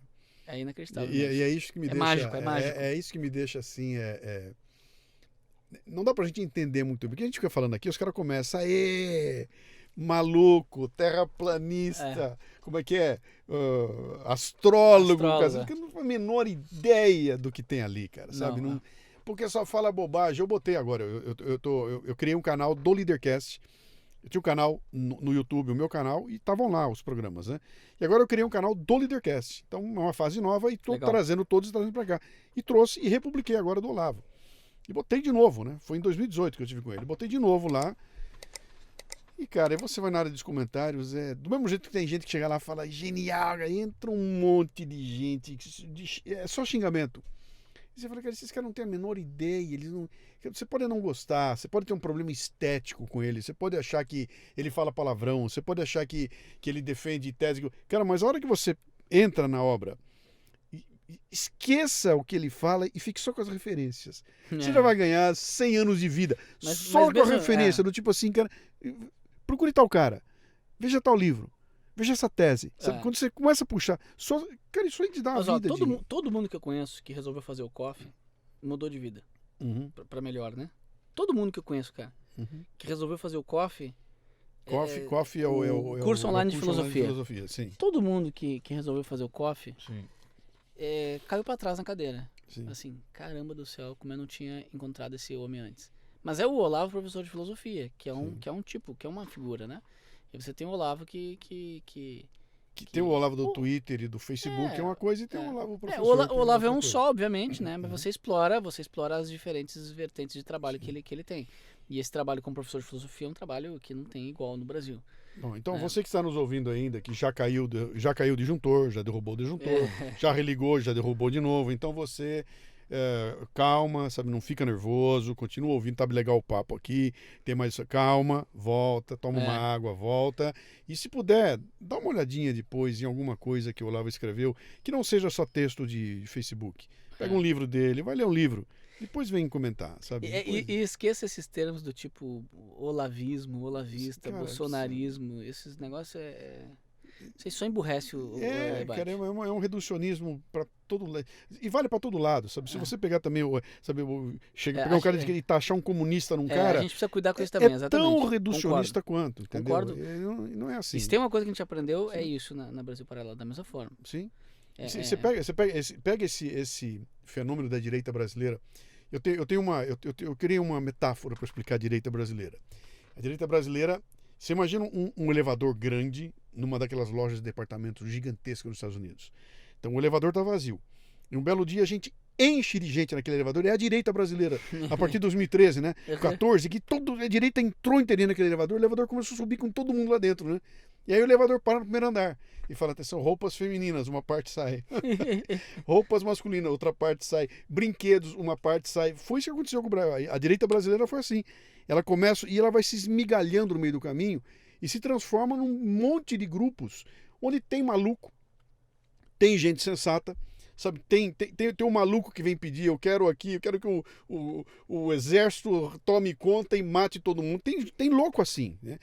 Agora, esses caras não são iguais, eles não estão na mesma cesta, entendeu? Eles defendem ideias que estão de um lado do espectro político, mas não são iguais, cara. Então, você tem que separar as coisas. Eu não posso pegar um maluco nazista e tá lá cortando a cabeça e falar, cara, eu sou como ele.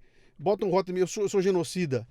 Sabe, quando você bota um rótulo desse, você emburrece a discussão, emburrece tudo, né? Não tem mais argumento, né? O que aconteceu com a direita brasileira foi isso, ela não existia, de repente junta todo mundo e pum, aquilo esfacela, né? Nós estamos vendo agora, MBL para um lado, eu estava falando aqui, imagina se vocês convidassem o Pondé hoje, se ele iria. Não, o Pondé até pouco tempo participou, cara. Foi agora que enlouqueceu, né? Alguma coisa aconteceu ali, né, cara? Mas, a gente foi amadurecendo esse processo, né, de selecionar participante e tudo mais. No início era todo mundo, né? Sim. Todo mundo. Mas aí vocês vêm com uma postura extremamente agressiva, cara. O marketing de vocês foi muito agressivo. Foi assim uma coisa... cara, mais chato que vocês, só aquele barbudinho lá da Empíricos. Da Empíricos, cara.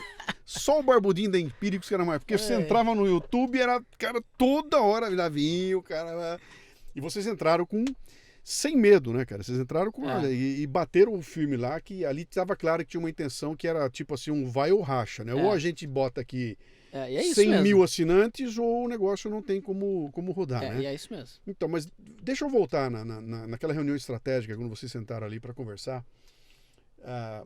Como é que vocês chegam nesse modelo de marketing extremamente agressivo? É o momento em que fica claro que a assinatura recorrente é o caminho e que para isso vocês teriam que ter muita gente chegando? Como é que foi? Como é que essa coisa foi? Foi o Ícaro que deu a dica? Não, como é que foi? Isso veio bem depois da assinatura, né? Porque no início a gente não sabia o que ia ser. Então, mas o bem depois, nós estamos falando de 2016, anteontem. Então, é tudo num período muito curto. Então, exatamente. Em 2016 a gente lança o negócio. No início era um pacote e a gente teve esse insight de dizer assim, precisamos criar uma comunidade. Então a gente criou a membresia Brasil Paralelo, então você comprava esse pacote e virava um membro. Sim. Né? No início, os membros fundadores, a gente ainda deu esse upgrade aí de marca, ou seja, você é membro fundador, você entrou no início. A gente, depois daí dá muito certo o negócio, a dívida, a gente estava com uma dívida de 100 mil quando a gente lançou o negócio, né? Que para quem não tem nada é muito. Sim. E a gente, em algumas horas já paga essa dívida, em 15 dias você tem em faturamento 1.300.000 reais de venda de pacote, de membresia. Com assinatura recorrente já? Não recorrente, ainda era só um pacote. Era Tá. só um pacote, você pagava acho que 300 reais, 380 reais Sim. por um pacote para ser membro. Então você acessava todas as entrevistas extras, brutas, etc. e virava membro, fundador. Por quanto tempo? Para sempre essas entrevistas, era vitalício. Tá. Quem é membro tem até hoje. Tá. A gente tem acho que uns 10, 12 mil membros fundadores até hoje lá. Alguns viraram assinantes, outros até hoje não são assinantes. Sim. É uma briga para fazer esses caras assinarem. Não, mas eu já sou membro fundador, o cara não quer assinar o negócio.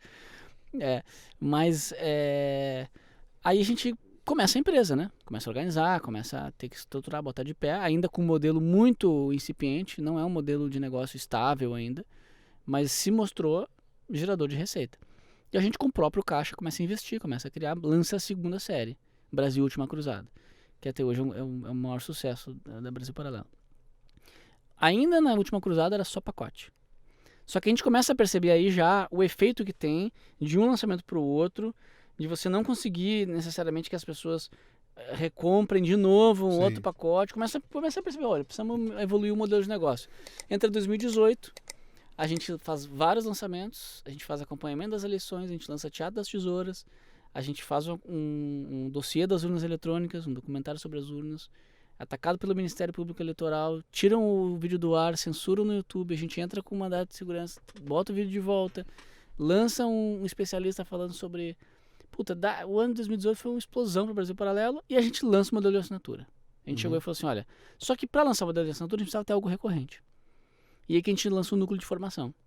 O núcleo de formação é basicamente o seguinte, a gente fala assim, cara, a gente precisa ter algo... Por um lado a gente sabia que para lançar assinatura, para ter um modelo mais estável de empresa, precisava ter um conteúdo. Por outro lado, toda vez que a gente fazia um documentário, entrevistava as pessoas, ia conhecendo gente... E nos bastidores, assim, né, Luciano? Porque a gente grava aqui, mas a gente conversa mais um pouquinho na rua ali e tal. Claro. E essas conversas, a gente olhava e disse, puta, que conversas que a gente tem tido, hein, cara? Conversas espetaculares, né? Sobre política, sobre Brasil, sobre mundo, sobre cultura. A gente começou a evoluir intelectualmente, porque começou a puxar a régua pra cima.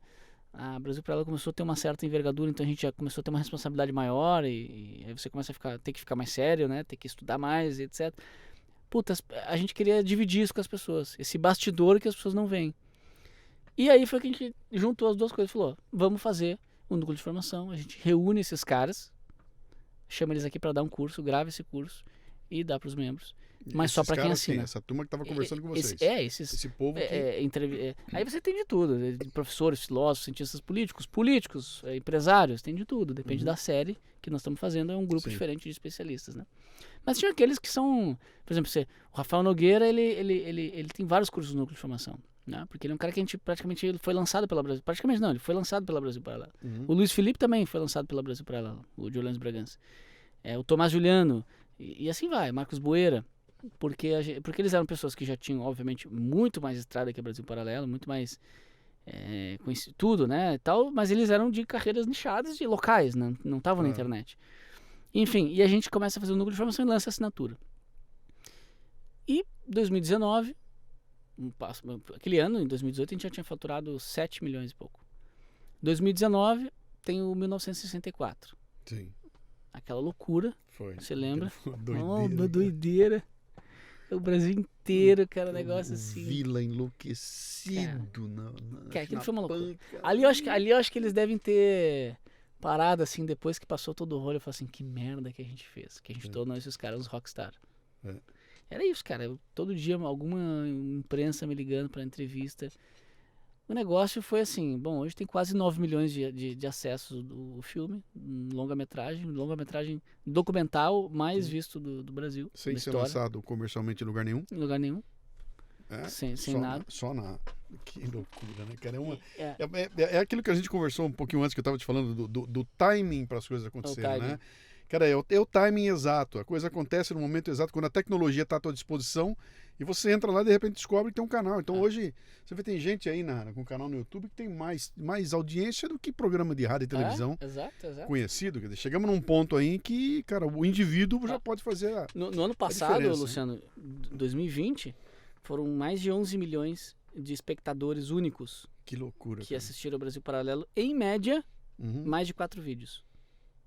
É um canal, cara. É um canal.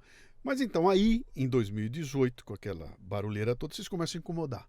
Ah, Porque até então, os moleques, os fraldinha lá do Aham. Porto Alegre, exato. falando bobagem, um monte de exatamente. mentira, Exatamente. com um monte de gente obscura que ninguém sabe quem é, com aquelas Sim, histórias. sim. Já se viu vir querer contar que a história não foi como o professor disse aqui. Eu me lembro que teve até uma discussão muito grande, né? Cadê o diploma desses caras? É. Que são eles? Porque nós temos, vocês não têm. Sim. Isso não é contar história, isso é uma especulação. E aí vocês começaram a incomodar. E porque até então, eu dou um peteleco e esses moleques desaparecem. E os moleques começam a crescer, começam a ganhar força, né? E aí o outro lado repara que vocês estavam começando a representar um perigo, né? E aí começam as tentativas de boicote, de cancelamento e boicote, né? Então, a primeira tentativa é fazer o que fazem com o Olavo até hoje, que é ridicularizar, né? É o ridículo, né? Esse cara é ridículo, esse cara não sabe o que tá falando, é um bobo, é um velho... E aquilo não colou, porque vocês continuavam aumentando a quantidade de gente, né? A segunda tentativa foi dizer que vocês eram bancados por um dinheiro obscuro que vinha, sei lá de onde, vinha do exterior, um dinheiro que vinha e chegava até vocês, né? E aí foram revelaram que vocês gastaram, quanto foi? 400 mil de mídia, 4 milhões de mídia, num mês, uma coisa assim, onde não tem dinheiro que pague isso, essa grana só pode vir de fora, etc e tal, né? Vocês esperavam por uma reação desse tipo? Como é que vocês responderam a ela? Eu me lembro que vocês fizeram uma vez um programa inteirinho só para responder uma reportagem da Folha de São Paulo, não foi isso? Foi. Uma coisa assim, né? Como é que foi a hora que vocês viram a mídia ou o establishment reagir dessa forma e vocês não tinham o backup necessário? Pô, como é que é? Não, eu vou te dizer, o que a gente fez nessa época, tá? A gente entendeu como uma oportunidade. Que oportunidade? Tem um fator aí que é interessante se eu pensar, que é o seguinte. Por que tu considera, né, uma iniciativa, né, uma empresa, não uma empresa, considera um movimento político, um blog bolsonarista, etc e tal? Porque você vê ela pequena, você vê ela com pouca importância, você vê ela desorganizada e tudo mais. Quando surge a notícia de a Brasil Paralelo é a empresa que mais investe em Facebook do Brasil, uma das, né? Mas ali naquele recorte que eles fizeram era mais, porque eles estavam vendo empresas que, de uma certa forma, estavam falando sobre assuntos de política ou de notícias. Sim. E tudo mais, e a gente era que mais investia nesse espectro. Nesse momento, tem dois caminhos. Outro tenta fugir disso, tenta ficar respondendo e tal. Outro fala assim, é isso mesmo. E é por isso que vocês têm que entender que eu sou uma empresa. Uhum. Eu gero tantos empregos. E vocês estão aí há tempos achando que o quê? A gente é o quê? Né? Uma bagunça? Não, isso aqui é uma empresa. Né? E é um negócio sério. E foi a postura, foi o que a gente adotou a partir daí. A partir daí, a gente começou a colocar nas nossas propagandas toda uma narrativa própria, institucional, de crescimento. Sim. Porque, por acaso, também por sorte, a gente no início daquele ano, 2020, nós quase quebramos. No início de 2020? 2020. A gente veio para São Paulo em 2019, depois do 64. Sim. A gente estava crescendo, só que não foi bom o ano pra gente, 2019. A gente não administrou bem, a empresa não foi bem, começou a pandemia, o negócio começou a encrespar. A gente daí, puta, fizemos uma loucura. Lançamos um plano patriota de R$10 para dar uma mexida no mercado. Sim. Lançamos uma propaganda bem agressiva, dizendo para as pessoas que a gente precisava de ajuda. Quer dizer, é um marketing totalmente diferenciado, né? Muito transparente. O negócio bombou. E aí a gente começou a falar, inclusive, antes mesmo de sair essa matéria, a gente já tinha feito uma primeira propaganda dizendo que a empresa tinha dado uma guinada e que nós estávamos muito bem e que agora a gente precisava continuar crescendo para ir para as cabeças. Quando os caras lançam isso, a gente fala assim, viu pessoal, é isso mesmo, a gente está bombando e a gente precisa bombar mais, né? A gente ainda, apesar de estar indo bem, a gente é muito pequeno ainda se a gente comparar com o Globo e outras grandes empresas de mídia, né? E a galera começa a comprar isso, começa a ver esse profissionalismo. Sim. A gente começa a fortalecer melhor também o corpo, né, de funcionários. A gente estrutura um RH na empresa. A gente contratou agora uma auditoria externa da Ernst Young. A gente contratou um projeto da Grant Thornton para compliance interno. A gente vai ter um compliance para tudo lá dentro. Programa anticorrupção, canal de denúncia, etc e tal. A Brasileira é super transparente com tudo. A gente sempre foi muito profissional. A gente veio profissionalizando de lá para cá na medida que foi crescendo. Até porque, cara, tem um povo em volta de vocês aí muito interessado, em derrubar a estrutura. Cara, e vão botar agentes lá dentro e vão fazer de tudo. A gente tem, todo dia 5 tem um balanço contábil limpinho, zeradinho. A gente tem o DRE publicado. Cara, a empresa está virando SA com o selo da Ernst Young em breve saindo, já está quase, ia ser esse mês passado e deu uma atrasada aí, porque a gente não conseguiu todos os documentos da contabilidade e tal, mas assim, é uma transparência tremenda, a gente sempre foi muito sério, a gente não foi uma empresa onde a gente, na medida que ela foi crescendo, a gente foi fazendo distribuição de lucro e enriquecendo na pessoa física, não, a gente aposta lá no futuro, né? A gente reinveste tudo, a gente investe totalmente no crescimento.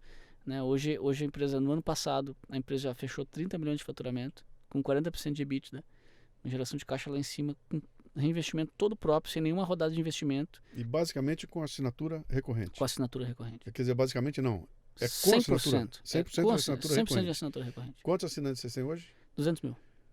Cara, é um número impressionante, cara. Ele é impressionante porque você não derruba um número desse. Não. Entendeu? Você não pode. Não são três patrocinadores que se o vamos cancelar, o Sleeping Giants derruba um, você perdeu 33%. Não, cara, com 200 mil sai 10, entram 20. Exato, entendeu? Esse é o grande lance. E aí é que tá a responsabilidade de quem tá ouvindo. Você que tá ouvindo a gente aqui, cara, essa responsabilidade é das pessoas que ouvem, é de quem ouve, que fala, cara, eu tô ouvindo algo que vale a pena, eu vou trabalhar para sustentar isso aí. Exatamente. Em vez de eu não vou dar meu dinheiro para uma grande rede de televisão, para uma grande rede de comunicação, pega esses R$350 que você gasta assinando a NET todo mês, pica em 10 parcelas de 35 e ajuda 10 caras que você gosta e que estão trabalhando aí, que estão fazendo, porque é essa junção que vai dar independência. E aí você não tem que estar pendurado em ninguém, né, cara? Ninguém. Você não precisa pagar pau para ninguém, você não tem ingerência política. Exatamente. Vai ter se a tua ideologia resolver entrar no sistema. O dia que você virar uma Big Tech, eu não sei o que vai acontecer. É capaz de ficar maluco que nem os outros lá, né? Como é que é? A balança gira, né? Ela dá uma girada no meio do caminho lá, né? Vamos partir para o nosso finalmente aqui. Agora eu queria uma opinião tua aí. Você estava ativamente dentro desse barco, dessa... Puta, eu odeio ficar usando esse nome de direita, tudo, mas vamos lá, que assim é fácil da pessoa entender. Esse barco da direita que zarpou a partir de 2013, que constituiu apareceu algo que estava escondido e que nunca teve no Brasil, e de repente tinha muita gente falando da direita no Brasil, e vocês estavam ali participando ativamente disso, né? Em algum momento esse barco deu meio que uma esfacelada, ele virou uma frota, e alguns estão indo numa direção, outros estão indo em outra, alguns estão se batendo, alguns estão brigando.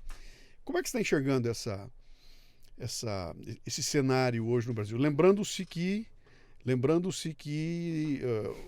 como é que é, o Xerxes tá com a armada dele vindo de novo, cara. Ele nunca desmontou, ele só estava refazendo, né? Como é que você enxerga isso? Vocês falam a respeito disso, vocês comentam sobre essa dificuldade. A tese é a seguinte: junte dois caras de direita, bote os dois para conversar, em meia hora eles estão brigando. Sai no pau os dois com o outro.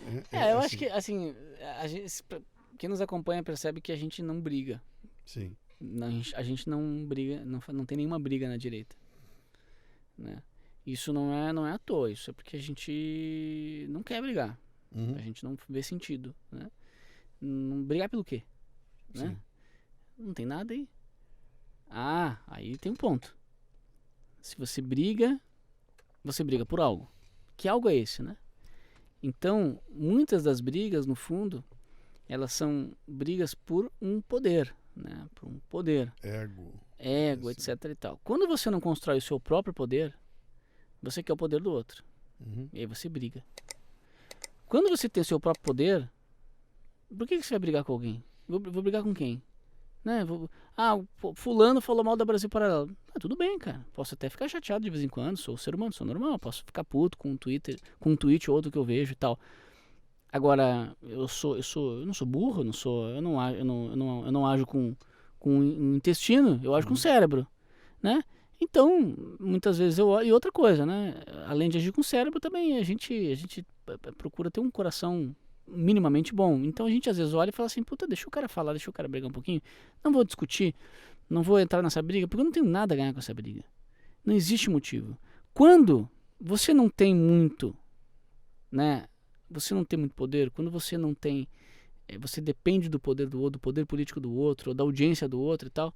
Esse é o ponto. Aí você briga a todo tempo por uma busca de poder, só que você vai se desumanizando. Porque as suas relações não são mais relações humanas de relacionamento, são relações puramente de interesses, as suas relações são efêmeras. Você tá aqui agora, tá eu e tu aqui, Luciano, amanhã depois você fala uma coisa, eu brigo contigo na internet, o negócio virou assim, o negócio é também infantil, entendeu? Onde já se viu, cara? Imagina. Pô, se por acaso for o caso da gente entrar pra uma briga, digamos que, né, seja pessoal e tal, você já percebeu que não é a nossa linha, nunca, é difícil que isso aconteça. Se por acaso vier acontecer, o mínimo que deveria fazer é, pô, eu te ligo então, né? Sim. Te ligo, vamos marcar um café, vamos discutir por telefone, então. Sim. Antes de... Não em público, né? Não em público. Mas é porque o objetivo não é necessariamente resolver uma questão. Não. O objetivo é ganhar algo com aquilo. Então, não é do nosso feitio.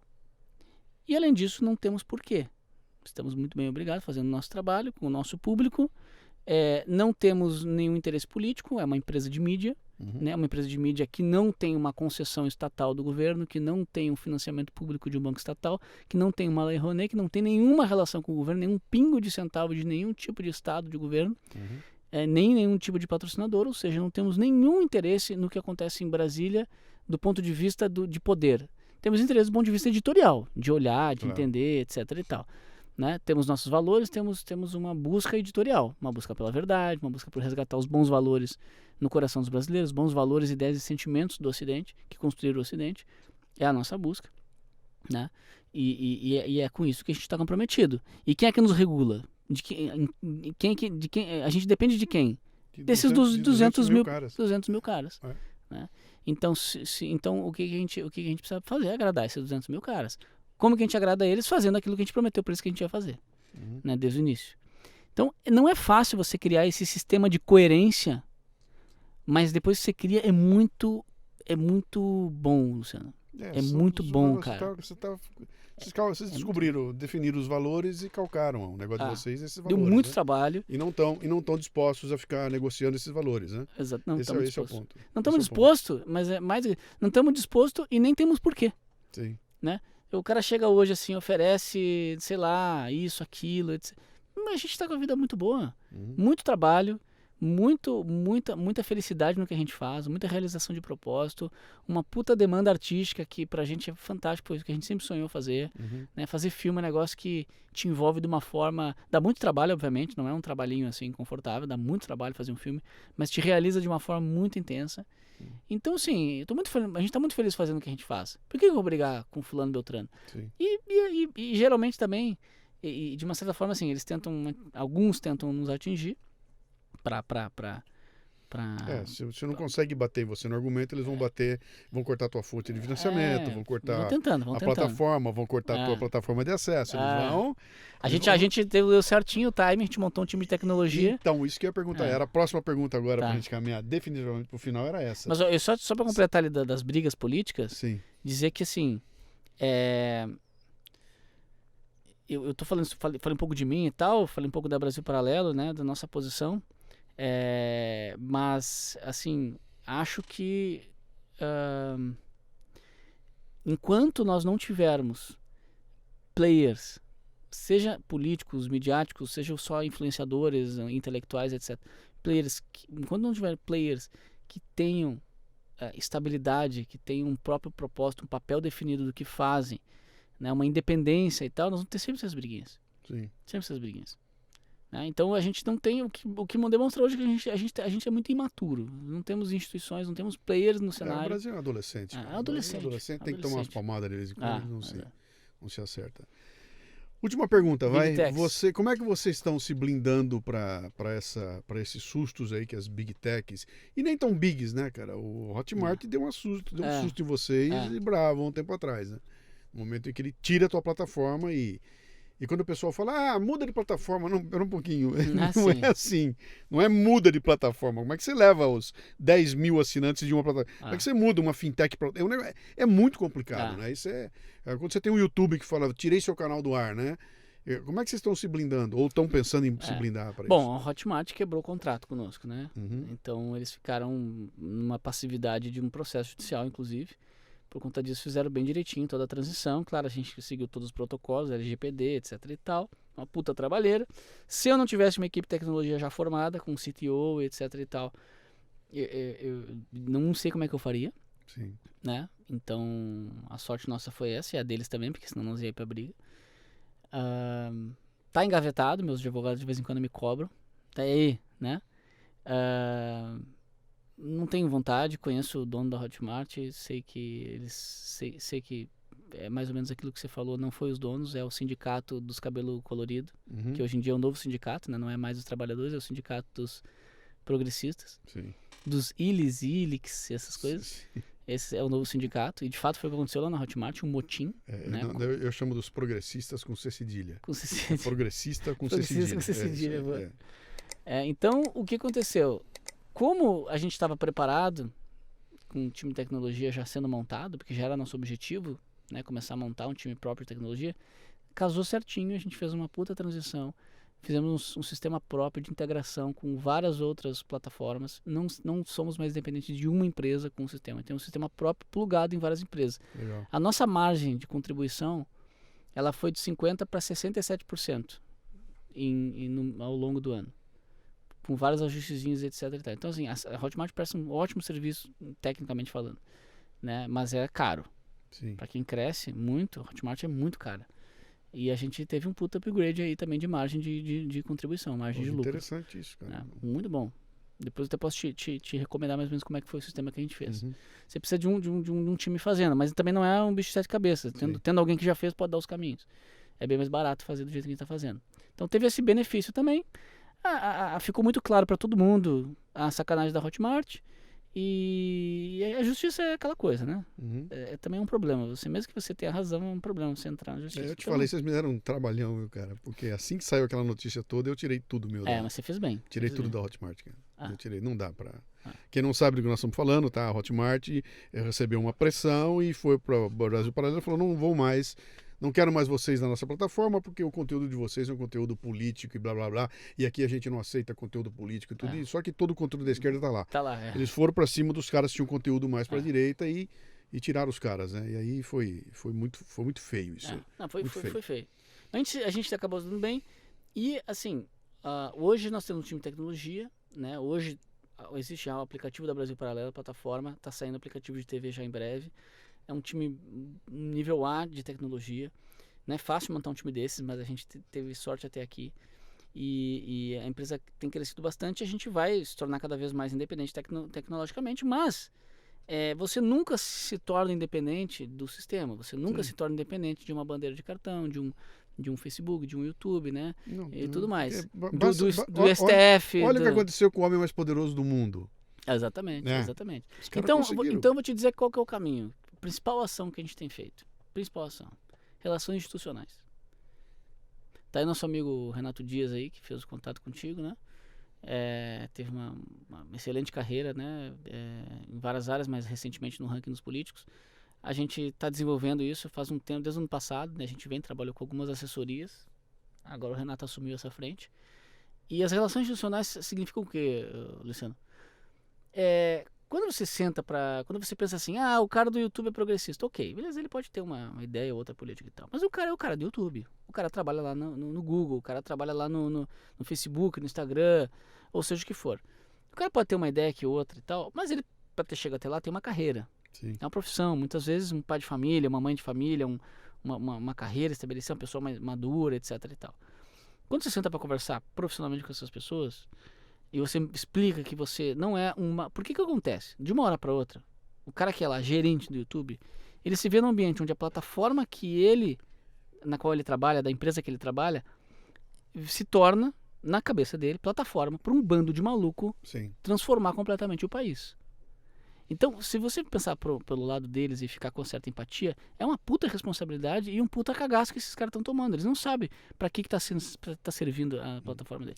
Porque tem malucos. Tem malucos. É claro que tem malucos. E é muito difícil. A gente às vezes está aqui no meio e vendo quais são todos esses malucos, a gente consegue ter uma noção melhor. Às vezes o cara que não convive tanto na nossa bolha, ele tem medo mesmo do que pode rolar. Sim. Entendeu? Sei lá, uma ditadura militar, não sei do que, e daqui a pouco isso foi na minha plataforma. Então assim... a gente não faz parte, não é maluco, a gente é sério, a gente não publica fake news, a gente tem uma intenção única e exclusivamente de crescer, gerar empregos e ser uma empresa grande de mídia com uma linha editorial que auxilia as pessoas a ter uma visão mais consciente, mais ampla das questões e tal. Beleza, é isso que a gente é. Eles sabem disso? Não sabem. Então nós estamos começando a conversar e se apresentar e tem sido muito interessante. Muito interessante. Você tem que neutralizar a tal da narrativa, cara. Exatamente. A nossa vida hoje em dia está se tornando isso. É uma briga de narrativas. Eu tenho que chegar lá com o cara e sentar assim, ó, cara, olha só, deixa eu te dizer. Eu não acreditava que esse negócio de narrativa aqui e ali pudesse ser perigosa para mim. Mas aconteceu um problema com um fornecedor nosso, com a Hotmart, e eu fiquei preocupado, porque foi uma coisa totalmente injusta. Eu queria conversar contigo e explicar, mostrar que eu gero 100 empregos, tem pessoas que dependem disso. Né? A gente é sério, qualquer coisa, qualquer crítica que tu vai fazer. Inclusive, se tu quiser dar alguma recomendação para nós, manda a recomendação pra gente saber o que pode ou não pode falar. Porque o grande problema muitas vezes é isso, a gente não sabe o que a gente não pode falar, né? E é claro que nessa conversa, se o cara chegar para mim e dizer que eu não posso falar bem de um político ou mal do político, ele não vai fazer isso, porque não é sério fazer isso, né? E isso as pessoas também em geral, que a gente muitas vezes como consumidor na internet, às vezes acaba tendo percepções aguçadas, do tipo, dá um problema lá de internet, cai o documentário do ar, as pessoas acham que é censura na hora, né?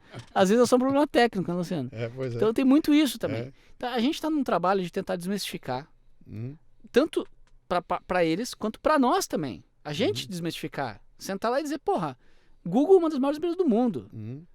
Eu sempre digo lá para os nossos funcionários, também para os nossos membros, que às vezes os membros ficam inflamando, né? Porque o Google, não sei o que. Eu falo assim, gente, eu sou apaixonado pelo YouTube, pelo Google. Se não fosse esses caras, se não fossem essas empresas, a gente não existiria. Claro. O que esses caras fizeram no mundo é um negócio que mudou a história do mundo, cara. Isso pode ser para bom ou para ruim, porque é uma plataforma, a gente pode usar para o bem ou para o mal. E vamos tentar mostrar para os caras que a gente está usando para o bem. Pode parecer, esse meu discurso pode parecer meio inocente. Mas posso ser sincero, eu acho que essa é a maior opção. E está começando a dar bons resultados.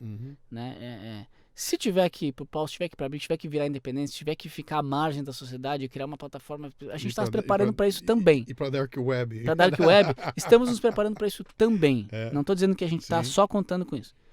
Mas estamos fazendo os dois caminhos, estamos indo paralelamente pelos dois caminhos. Legal. Isso custa grana, mas a gente está ganhando para isso e reinvestindo tudo.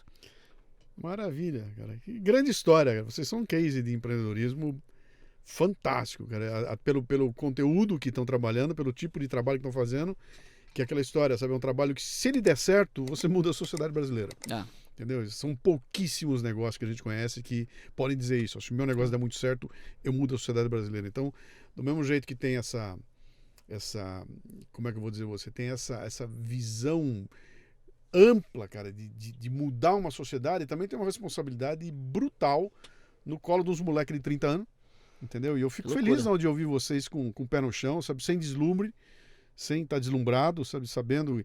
E eu acho que tudo isso se deve a um boleto que caiu no teu colo aos 21 anos de idade, cara. Aquilo te tem uma grande influência. Né? Você tomou uma surra lá que falou, pera um pouquinho, que a vida não é essa. Eu sou um merda. Eu preciso ser só um pouquinho menos para poder ter uma vida decente. E a gente continua sendo uns merda, sabe, Luciano? Uns merda, cara. Isso aí. Ele tem que saber disso. Mas valeu. Cara, obrigado pela tua disponibilidade de estar com a gente agradeço, aqui. Imagina. Essa Me ouviu é muito aí? Legal. Falei pra caceta. Essa história é muito legal para ser contada. Acho que a turma tem que ouvir e, ao ouvir, valorizar ainda mais o trabalho que vocês estão fazendo aí. Muito bom, Boa cara. sorte. Muito bom, muito Conte obrigado. comigo, que sou pequenininho, mas Não, eu tô junto imagina, com vocês com aí. certeza. Não, é um grande, é um gigante. Grande abraço.